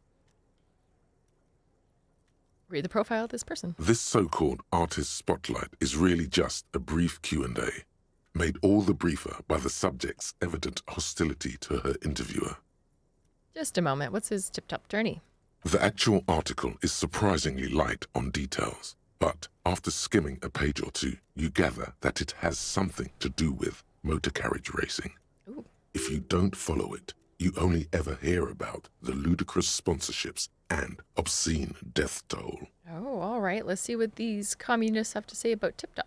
You think you're settling in for a relaxing recap of the most recent season, maybe sprinkled with some nice anecdotes about a few of the more colorful drivers. That's racist. Instead, you find yourself skimming a 10,000-word feature about all the politically problematic aspects of Tip Top Tournée. Where to even start? For one, there's the crass commercialism of its sponsorships, and then there's the practically criminal emphasis on deadly motor crashes. I don't know if soda is still around, but I can't remember where I put my glasses that I can wear with my headphones. So we're going to see what happens when I can't actually really read what's happening. Oh, hey, for fuck's sakes. Immediately conversation's happy. Yeah, that was a racist. How's it going, Shocky? How are you, my friend? How are things in your part of the world this afternoon? Wow, an hour went by. Shit. Okay. Hang on. Who wrote this stuff? Oddly enough, this article has 2 bylines. Nasteb Encolada Bernal and Exilus Buka. Check that one spot. What? Oh, right, that one spot. Actually, I think... Hold on. There's a small chance it might be on the other little stand. I'm getting a headache, but it's also, like, really, really hard to read. The one spot for your glasses. I know I put them in the case so I wouldn't lose them, but I don't know where I put the case. It's not an angle I thought of. So what's bad about sponsorships? Actually, you know what? They might be in the laundry because I was throwing my clothes around everywhere. What's bad about sponsorships? Under capitalism, the article says, every pursuit has its price. Every pleasure, even one as elemental as the joy of racing others around a track, is reduced to an advertising opportunity.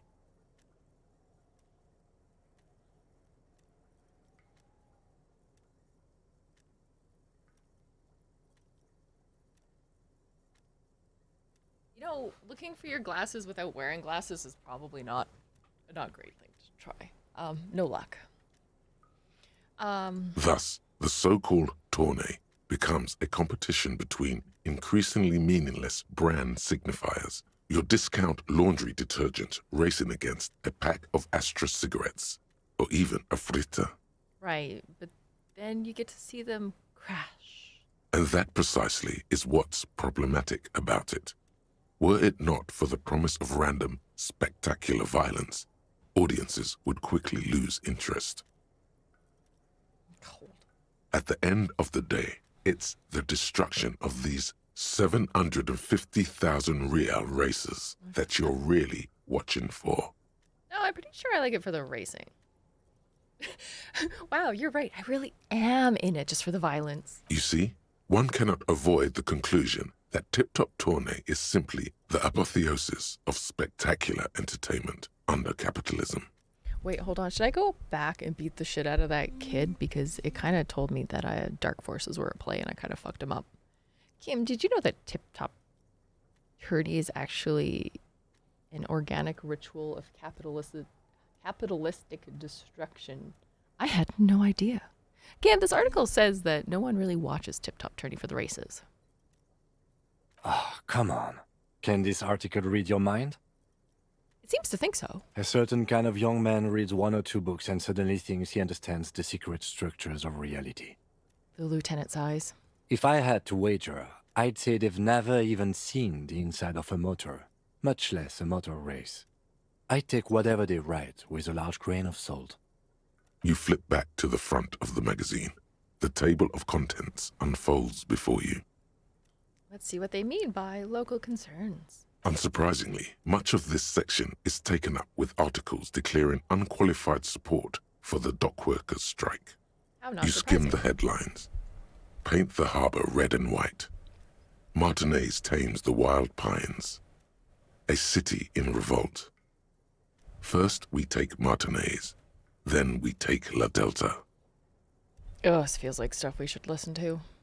Finally, there's a brief article by the writer, G. Martin, accusing the owner of the Capeside Apartments of illegally attempting to evict certain communist tenants simply for not having paid their rent. If it weren't for the wild pines, all those moochers would be out of a job. Charging rent just to live somewhere is pretty outrageous. Would it be better for everyone if labor and capital could reach some sort of reasonable accommodation? Why should I care? This doesn't have anything to do with me. According to these editorials, there can be no accommodation with the forces of international capital or their mucilaginous allies in the coalition. That's a $6 word. You flip back to the front of the magazine.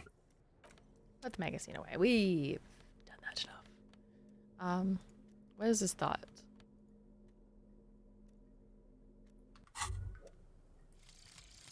Hobocop. Oh! Nice.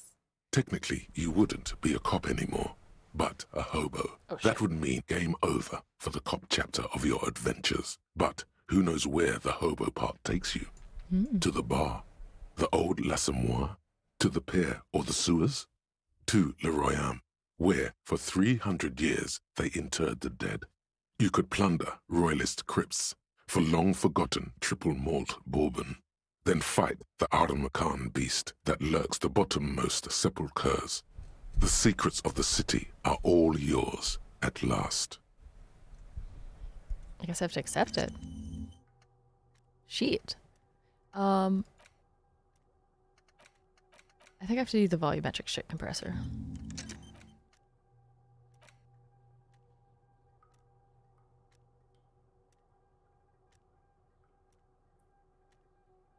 I don't have composure. What is shivers?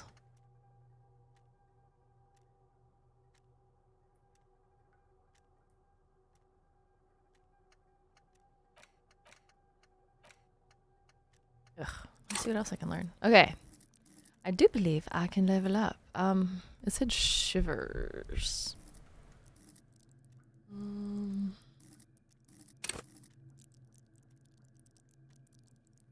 Raise the hair on your neck, tune into the city. Physique base 1, learn skill. Bonus from items, bonus from thoughts. I don't understand. I kind of want to do interfacing, but we haven't had a spot where we need to do that.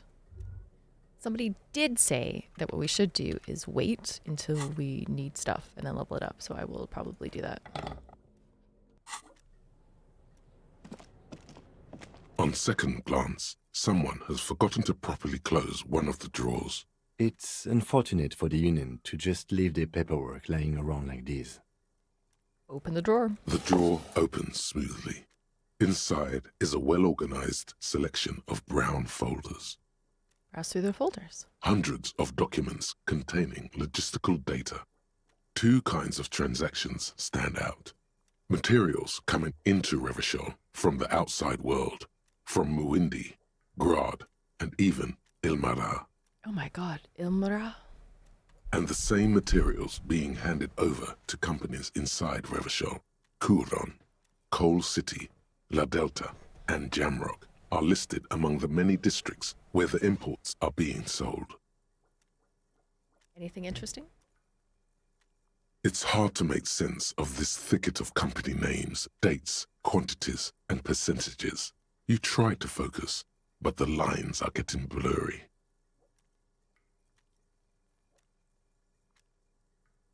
Force yourself to go through the folders. We got this. Look how blurry all the lines on these papers are. We tried. How unwieldy your own willpower is to yourself. You're like Really? an absurdist Samaran monk, focusing through not focusing. Okay. If I let my eyes go completely out of focus, the shapes are melding into one another. Could I actually focus through not focusing? Let's meld. Is that what you're doing with those photos over there? No, of course not. Good. This is probably not relevant to our case anyway. After all, we are not investigating an accounting mystery. The drawer slides shut smoothly.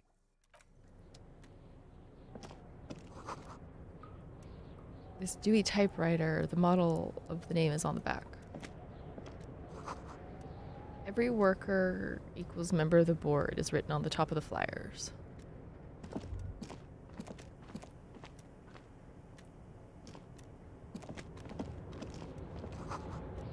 The door is locked and cannot be opened at this side without a pass card. No, but I have one.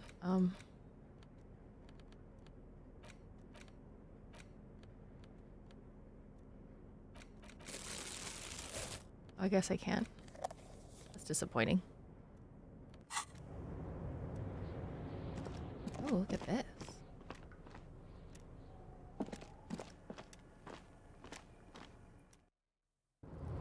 This is very exciting.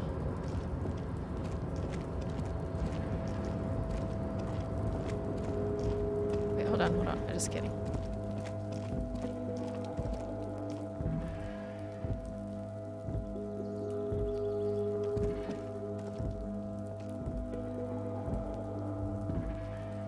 Guess I can't go down there?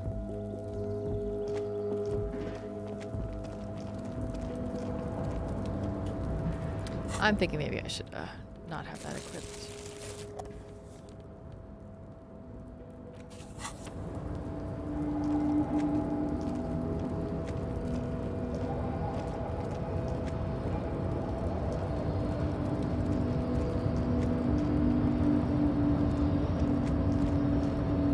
A rusting control panel with several knobs. 2 buttons marked Marsh and Arrête are faded with use. It seems to control the large crane above. A container is attached to its hook block. Marsh. On. Arrête. Off.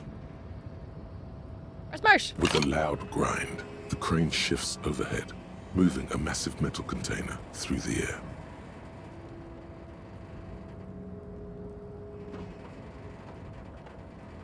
Easy, easy, easy. Careful.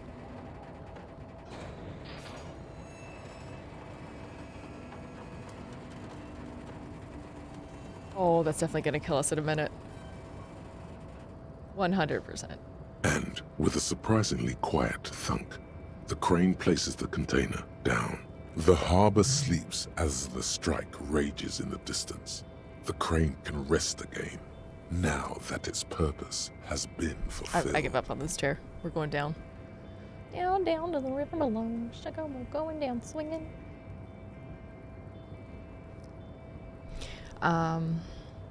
Its purpose, what do you mean?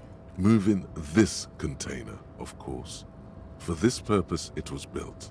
For this purpose it has acted. And now it will rest. Yeah, rest in I peace. can't see how that was worth the ruckus, except for seeing the crane in action, which I admit was satisfying. He looks at the crate.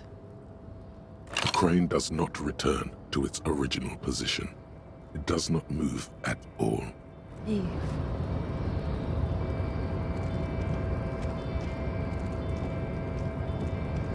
It is. Take. Take.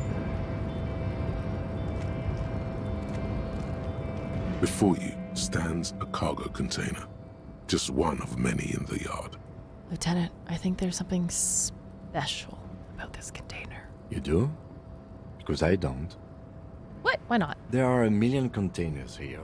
Why are you fixating on this one? I don't know. It just feels special. It's a cargo container, Detective, just like all the others. He doesn't even look at it. We are not here to interact with containers. We are here to talk to the Union, right? Knock on the No door. reply.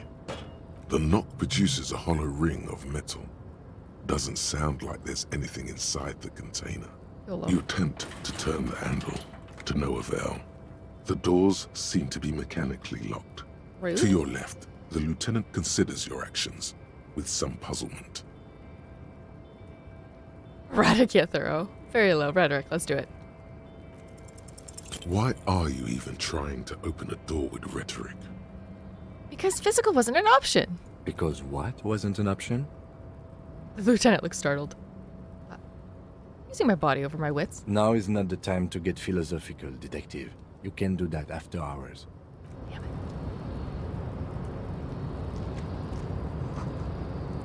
See, a faded, just roll right out.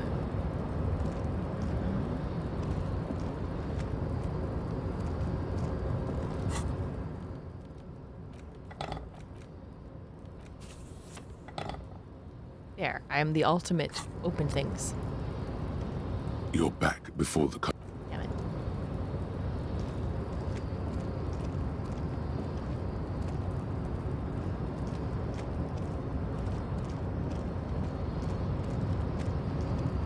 What was that? Shipyard ahead is oddly quiet. The great machines are sleeping. Good job, Sherlock. Oh! Oh, wow! Wow, that would have made this a lot easier. I forgot that I could zoom. Hot daffodils. Let's go over there. I want in that. Wait, hold on, what's this? Speaker at the tower is silent. There's no one in there to organize the work below.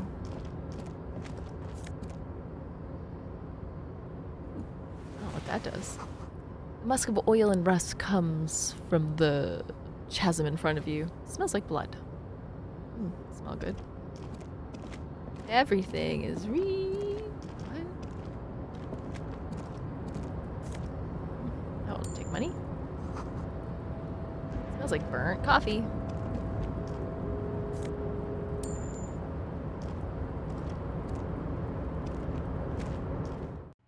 Oh shit. This looks like a one and done place. The coffee in the giant's thermostats is still lukewarm. Stair made of pallets leading up. Oh shit. Taxidermy fish that tells time. Quick little save for Rooney. Before you is a walrus of a man seated behind a large desk. He looks up from his work, not the least bit surprised to see you. With great effort, he straightens himself up in his chair, yet says nothing. He simply stares at you. Let's kick it old school. It's just a chair with a back. Nothing special. Oh, this is so much more comfortable. With a mixture of expectation and impatience, well bottled. Are you in charge of the dock workers? Welcome, Mr. Dubois, Mr. Kitsuragi. It's good of you two to stop by. Please, have a seat. He gestures to a tiny chair opposite to his giant desk. I'm Everard Clare, head of the Debarders Union here in Martinez. The man relaxes into his chair and continues. I'd offer you my hand, but unfortunately my health prevents me from getting up. You understand? Sure. He looks extremely comfortable. The tiny folding chair, on the other hand, looks like a torture device. That chair does look really comfortable. You go ahead, detective. The lieutenant nods at you, then the chair. Whatever he has in store for you, it can't be good, he thinks. I'll do my best. Forget about that. What's with this Dubois stuff? You're getting some seriously bad vibes from that name. Why are you calling me Dubois? Please, Mr. Dubois, let us converse in a civilized manner, as equals. Take a seat. I insist. Also, I have no idea where you put your other glasses. Me neither. I know they're in the case somewhere, but the case is subtle. It just blends in with everything. You can help me, Luckwin. when you get home. It's nothing. Yes, that's probably right. It's nothing. Forget about it. Filter it out. I don't sit. It's kind of my thing. Very well, Mr. Dubois. I respect a man with strong convictions. He nods. His multiple chins move like ocean waves. I, too, have convictions. One of which is that I will not engage with any man who won't face me at eye level. Should you find yourself more amenable in the future, I'd gladly resume our conversation. But until then, I'm afraid I must ask you to leave. No. You're no Titan of Felician, buddy. He's got you in a fork. Sit down or leave. Excellent, Mr. Dubois. I can see that you're a reasonable man, and reasonable men can be of great use to one another. He gives you a sly wink. Remain... Try to wink back. So tell me, how can the head of the Debarders Union help a representative of the Revachol Citizens Militia today?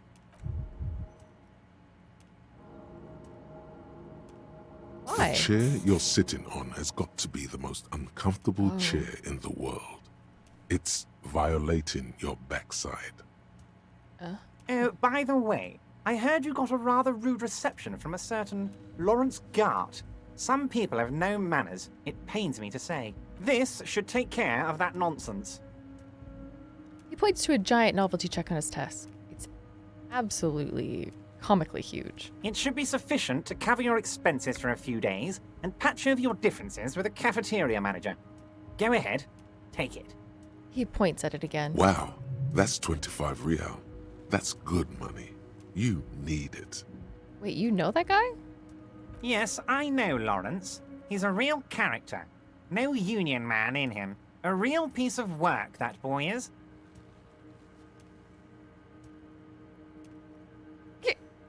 Keep it. I'm good.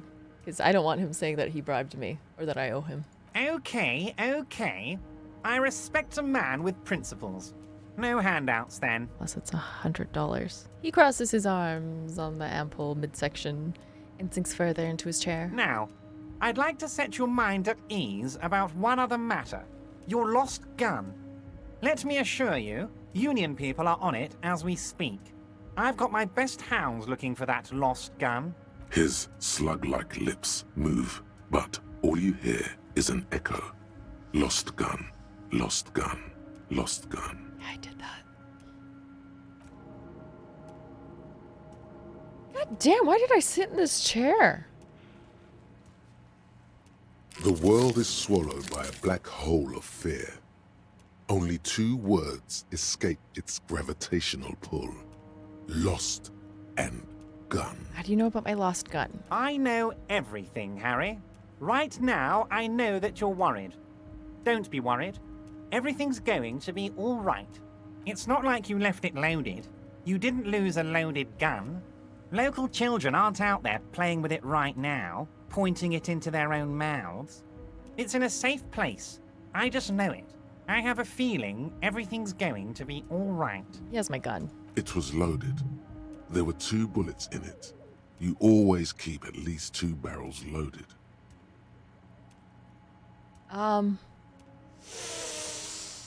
Do we try a composure check?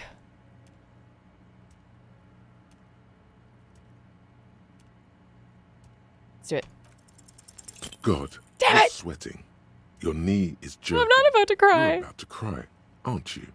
You're about to cry because you lost your gun and those children are going to shoot themselves with it.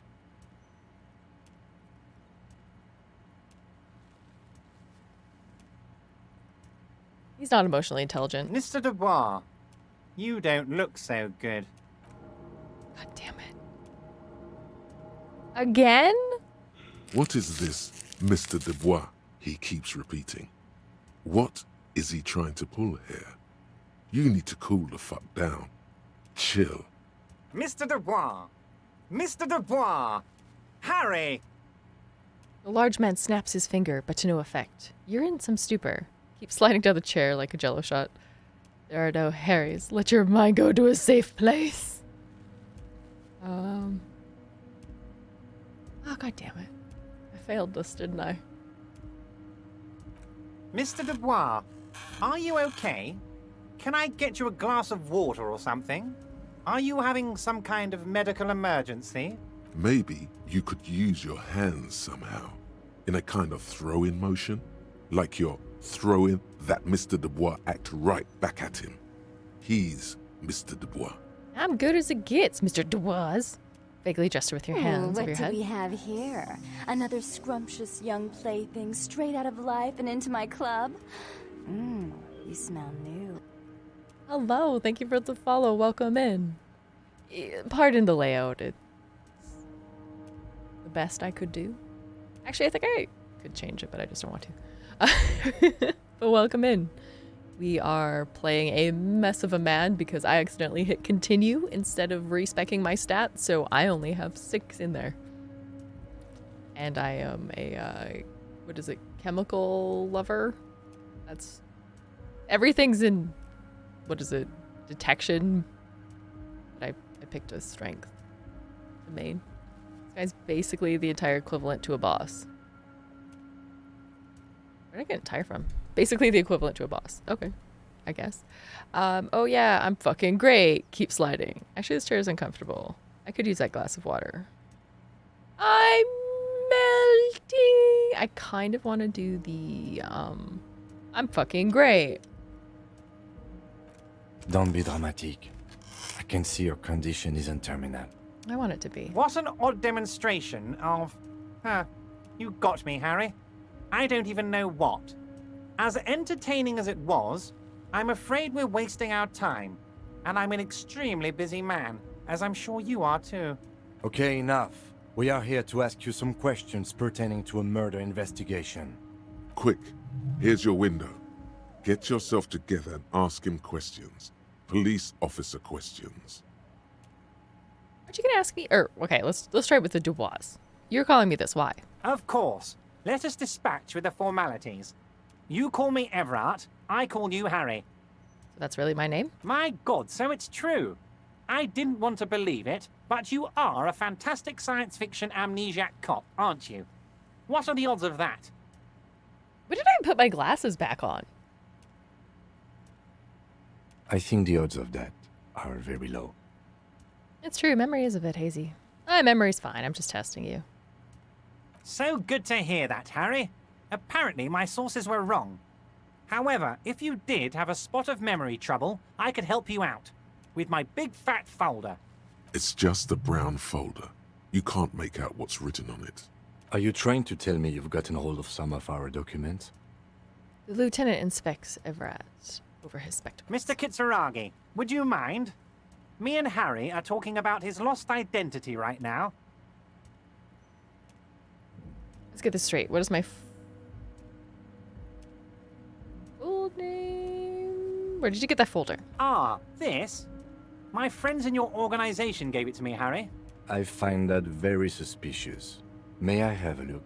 I'm afraid this is meant for Union eyes only, Mr. Kitsuragi. I'm sure you understand. Please continue, Harry. What kind of cop does it say I am? Harry, you're not simply a cop, you're a star. A bright shining star in the drab law enforcement sky, outshining all other stars. You're a superstar. Yeah, I am. That's what I like about you, Everett. You get me. Of course I do, Harry. And I'm gonna help you shine. I'm gonna put you on all the big stages. Your name in giant neon letters. Harry Dubois. He's probably just making a guess based on your recent activity in Martinez. Ugh. Okay, here we go. It's Harry. Harry Dubois. He glances at the folder. You don't feel like either one of these things. You know what your name is. You have a sophisticated name, like that of a count, or a beautiful man. It's not my name. My name is Raphael. Fine, Harry.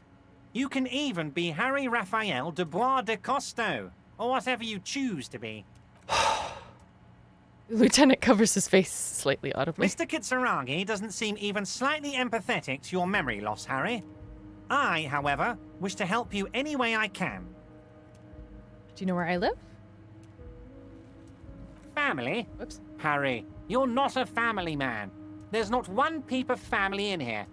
Unless you think you're a family man. Do you strike yourself as a family man, Harry? Never mind the family. You're right. I guess I don't. That's why I like you, Harry.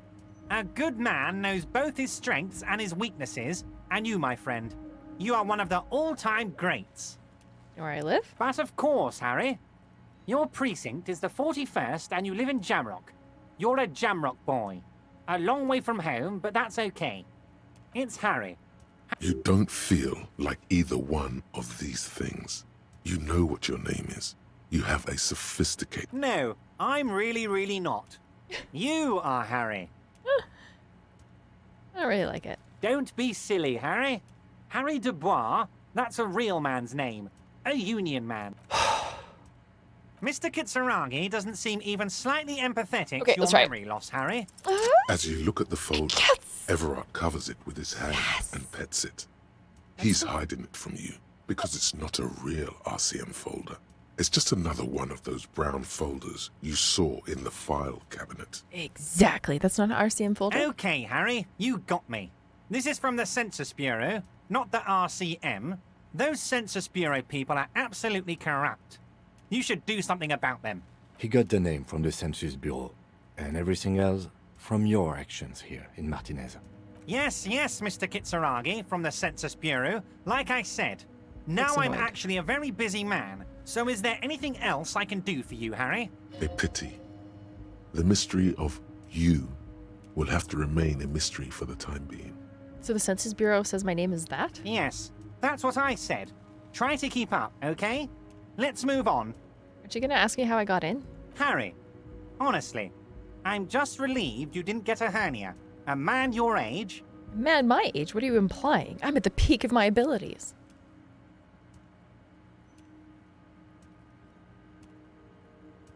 Yes, Harry.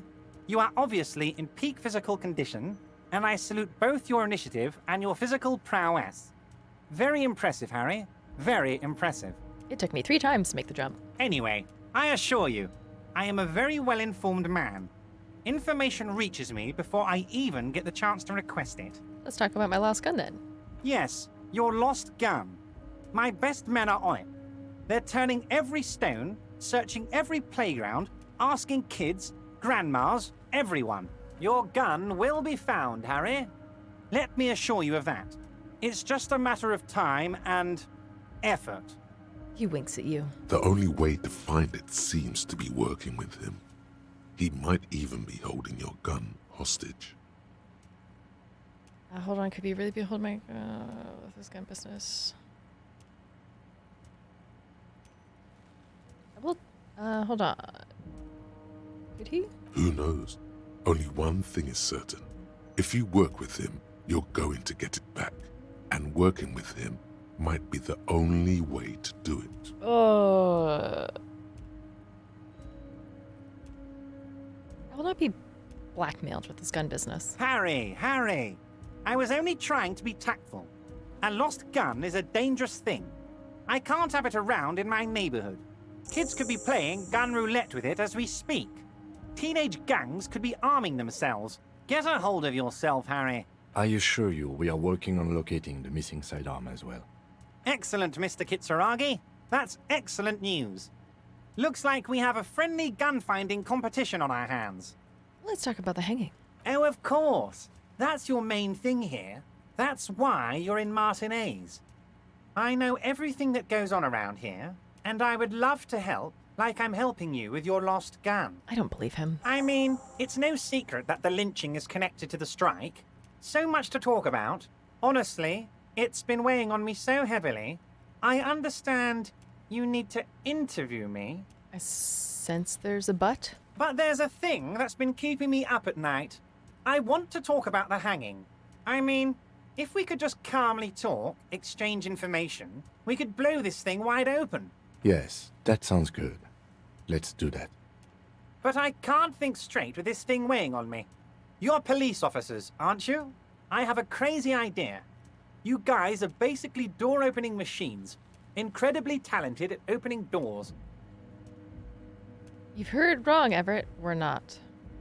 Oh, you're being too modest, my friend. But He don't chuckles. worry. This annoying thing I have is completely legal. I just need you to open a door. Keep it cool, baby boy. You can use this. Groove with this. Play along. Let him throw his weight around. And when he throws it too much, and you've got him off guard, that's when you trip him up.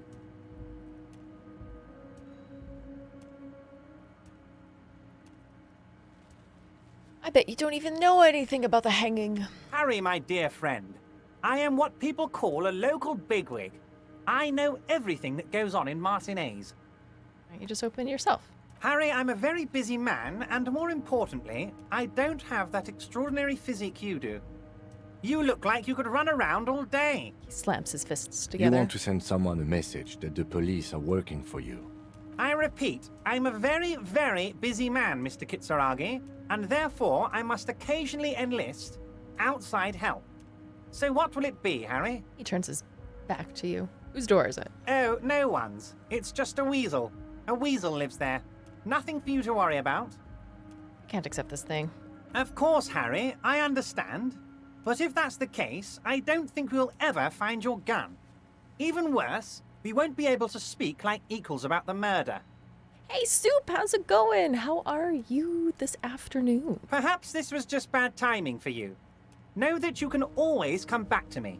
I really hope you do. For your sake, my sake, and for your gun's sake too. Rest in peace, little gun. You were good. We did the things together.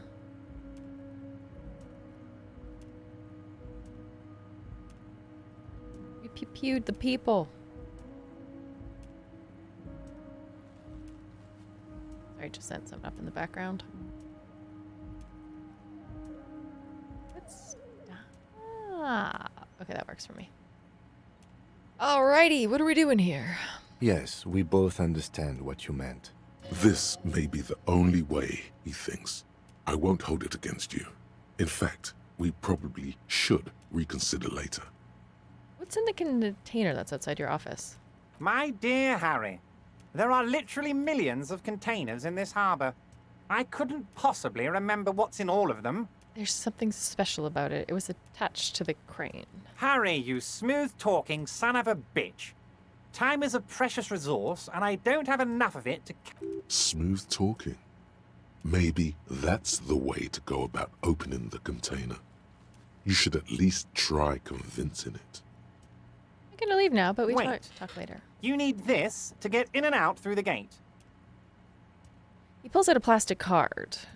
I was wondering how I was supposed to get out. Here, you're one of us now. A real red and white union man. Take care, Harry. Volumetric shit compressor. Nice. Oh, Bizarre scientific news from Revachol West today, where a police officer's shit has been observed at a pressure of around 495 gigadecimals. These metallic hydrogen levels of shit togetherness were thought to exist only at the center of collapsing stars, not law officials. It remains to be seen how long the shit singularity lasts.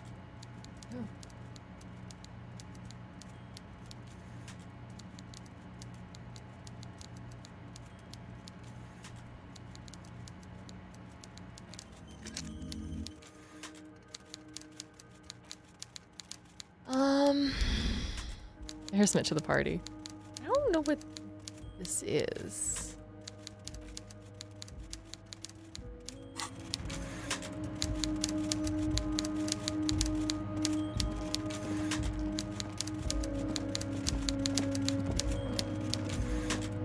Okay, so I'm thinking my gun might be in that shipping container. That's my guess.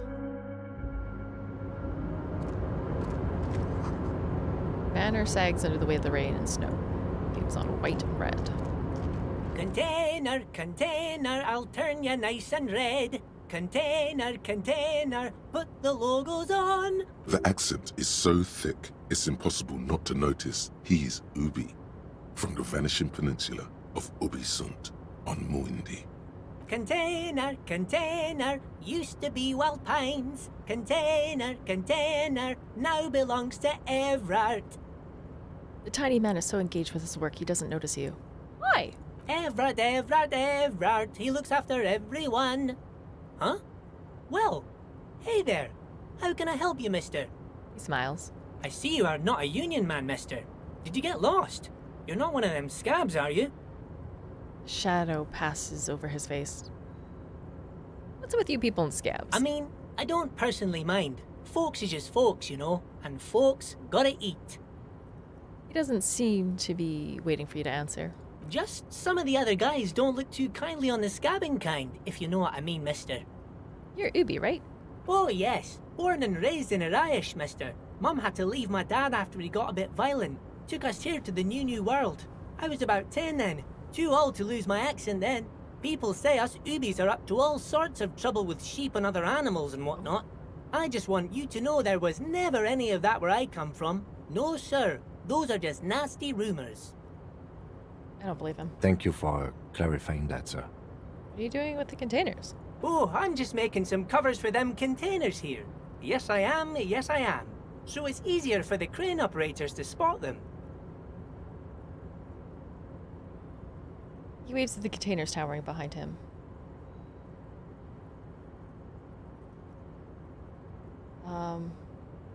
What's going on here? Looks at the mountain container rising behind him. Sure, mister. About what? Where's everyone? The higher... no. This container over there. Point to the container suspended from the crane arm. Oh, that one. That should be empty as far as I know. Lots of containers here have nothing in them. They're just waiting to be loaded up. Told you. Bye-bye now. Returns to his work. There is something in there, and it's probably my gun. Better place to keep it hostage. We're gonna go talk it open. I made that joke earlier, and then Soda was like, I wouldn't be so sure about that. You're back before the cargo container. Its draw has not lessened since you were lost. Rhetoric.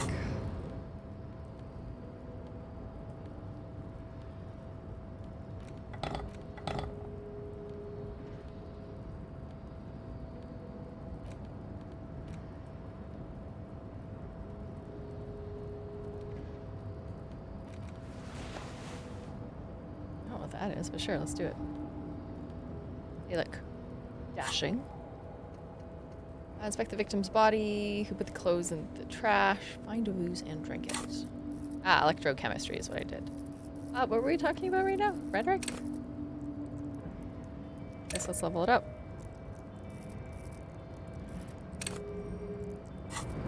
I'm gonna save it before I decide to like really go for that.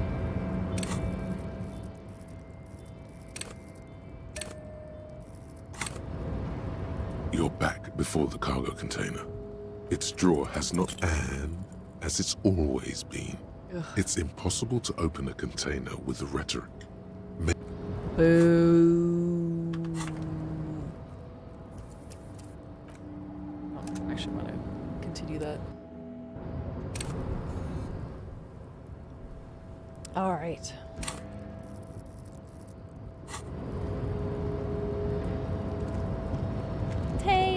Container.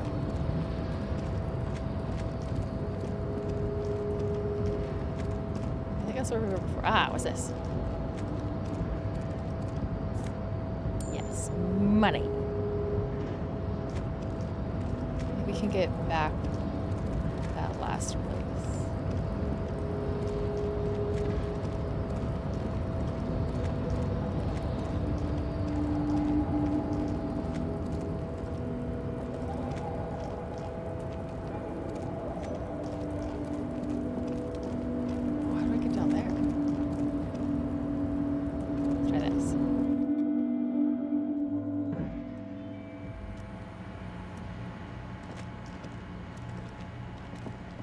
The file cabinet stands steady as ever.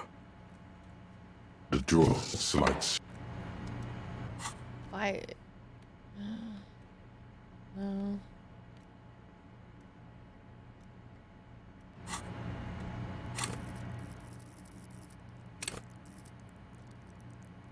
Oh, I definitely need some of that.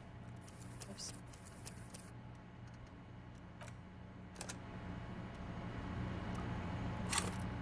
that morale up. The file cabinet stands steady as Got ever, it. and the unlock. Whatever's hidden here Yes. is hidden well. Concentration isn't enough. Only a trained accountant with a background in logistics would be able to really make sense of it. However, there is a little handwritten note stuck on the side of the drawer. Look at the note. It appears to be a to-do list written in large, uneven capital letters. Remember, Leo, Everard's shoes, special whirling borscht, water Everard's plants, sweep office floor, more banners. All items on the list have been crossed out, and the note itself is crumpled. Look, Kim, a to-do note with a list of errands for Everard. One of his aides must have left it. Nothing incriminating here. Take another look at the note. Remember, Leo, Everard's all items on the list have been crossed, hundreds of, and the same materials being handed over to companies. You already went through all of these. Hello. The drawer slides shut smoothly. That was not worth leveling it into, but whatever. We've committed.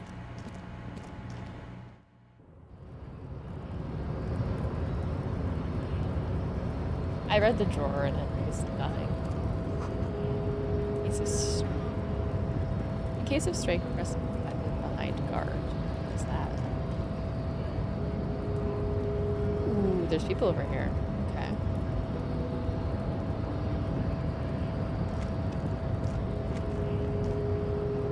Oh, I think I could have. Oh, I did walk up. Ah! Doing all this to try and get on the top of this building, I just realized I walked past all the stuff at the top at the start. So, how'd you like our harbor? It was nice enough. It's but a rest area on the path leading across open plains. You know, solemnly, then turns to you, a wide smile adorning his Right. face. You talk to the boss, eye to eye, like men of the plain. If you have any more questions, I'm set to talk. Any idea who killed the hanged man? The mercenary, eh? Who could have killed him? That's indeed the question. Why even do such a thing? He shrugs and shakes his head solemnly. The harbor is a prime area of suspicion. In your opinion, are any of the dock workers involved in the killing? What a thought! Why would noble workers resort to such a thing? Unless they were pushed, of course. Pushed how? Your dead guy was an enemy combatant. Hold up, what does that mean? He was an agent of the opposition, attempting to undermine our honorable efforts. Did you kill him? I ain't the murdering type, but that's just me. Large organizations like our union have all sorts of men, with all sorts of skills. Understood. This has been of limited use. Still, thank you. No problem. I wish the best to you in your search. Gotta run.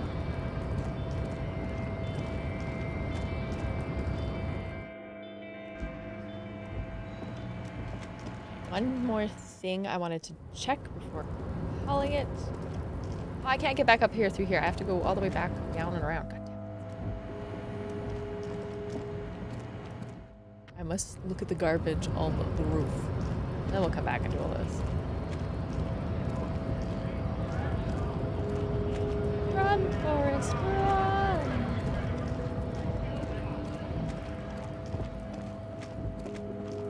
Wait, I can hand in all my bottles. Close for winter. Please use main entrance. Oh, I passed the bottle place. It's fine.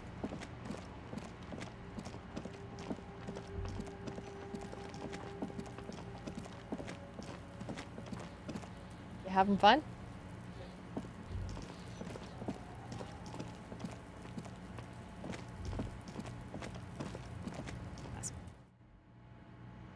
Past the drug den. Totally not gonna take a hit. Okay. Very carefully walk back up here.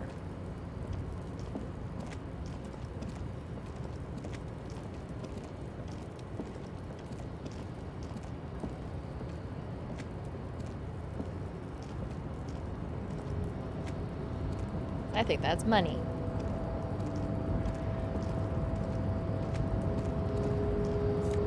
It is! I got money! Yay! Now I have 13 schmeckles. And it's 8 o'clock at night. I am definitely not going to be homeless tonight. I should not have given back those garbage keys. That was not my best move. At least I took Hobo Cop. Is that going to help me? Aw. Why, were you able to get the money?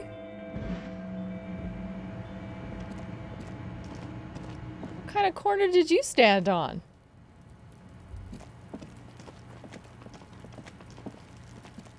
Alright, we will save the game, and tomorrow morning we will inspect that dead corpse, because that sounds like something we would do in the morning time. Why not? Let's go say hi to 1001 playing Magic the Gathering. I hope everybody has a wonderful afternoon. Thank you so much for hanging out. I appreciate all your faces. And I will see you, maybe tomorrow morning, we'll see. No promise.